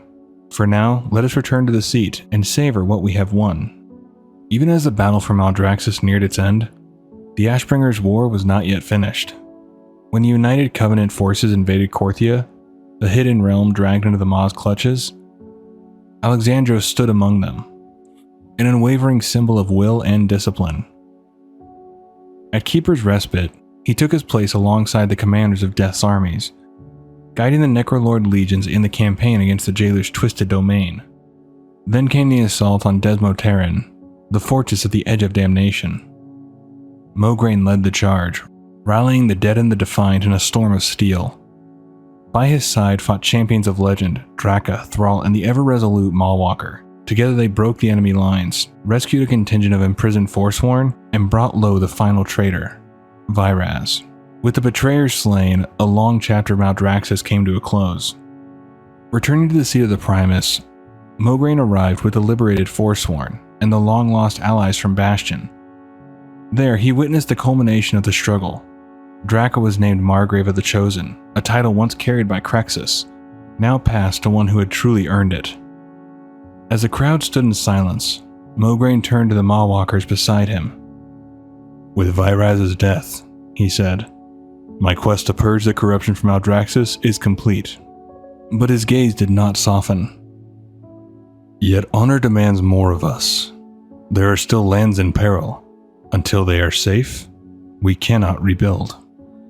In the quiet that followed the siege of the Sanctum of Domination, Alexandros found a rare moment of peace at Keeper's Respite, and was soon joined by his son. Darien, now commander of the Ebon Blade, had come to speak not of war, but of memory. Their conversation drifted to the past. "So Tyrion Fordring took up the Ashbringer in my absence? I can think of few more worthy." There was no bitterness in his tone, only a solemn admiration for the paladin who had risen in his place. Darien gave a respectful nod, the memory still sharp in his mind. Indeed, he met the Lich King in battle and shattered Frostmourne itself. Alexandros' expression darkened. "And yet you sought to raise him into undeath. Why deny him the rest he had earned?" Darien didn't flinch. He made peace with the decision, though that peace had come at a cost. "I once told Tyrion that only a silver hand can wield an ebon blade. We needed a fourth horseman, one to lead the others. He seemed the right choice." Alexandros considered that for a long moment.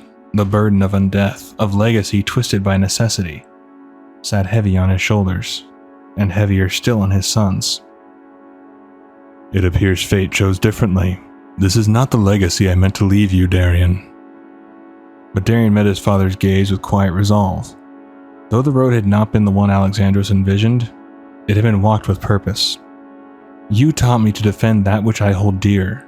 I am proud to carry on such a legacy. The words hung in the stillness of the ruined realm, echoing with truth. And at last, the old warrior's voice softened. And I am proud of you, my son. And that's going to do it for this one. Hopefully you did enjoy. Thanks for checking it out. Take care of yourself. See you in the next one.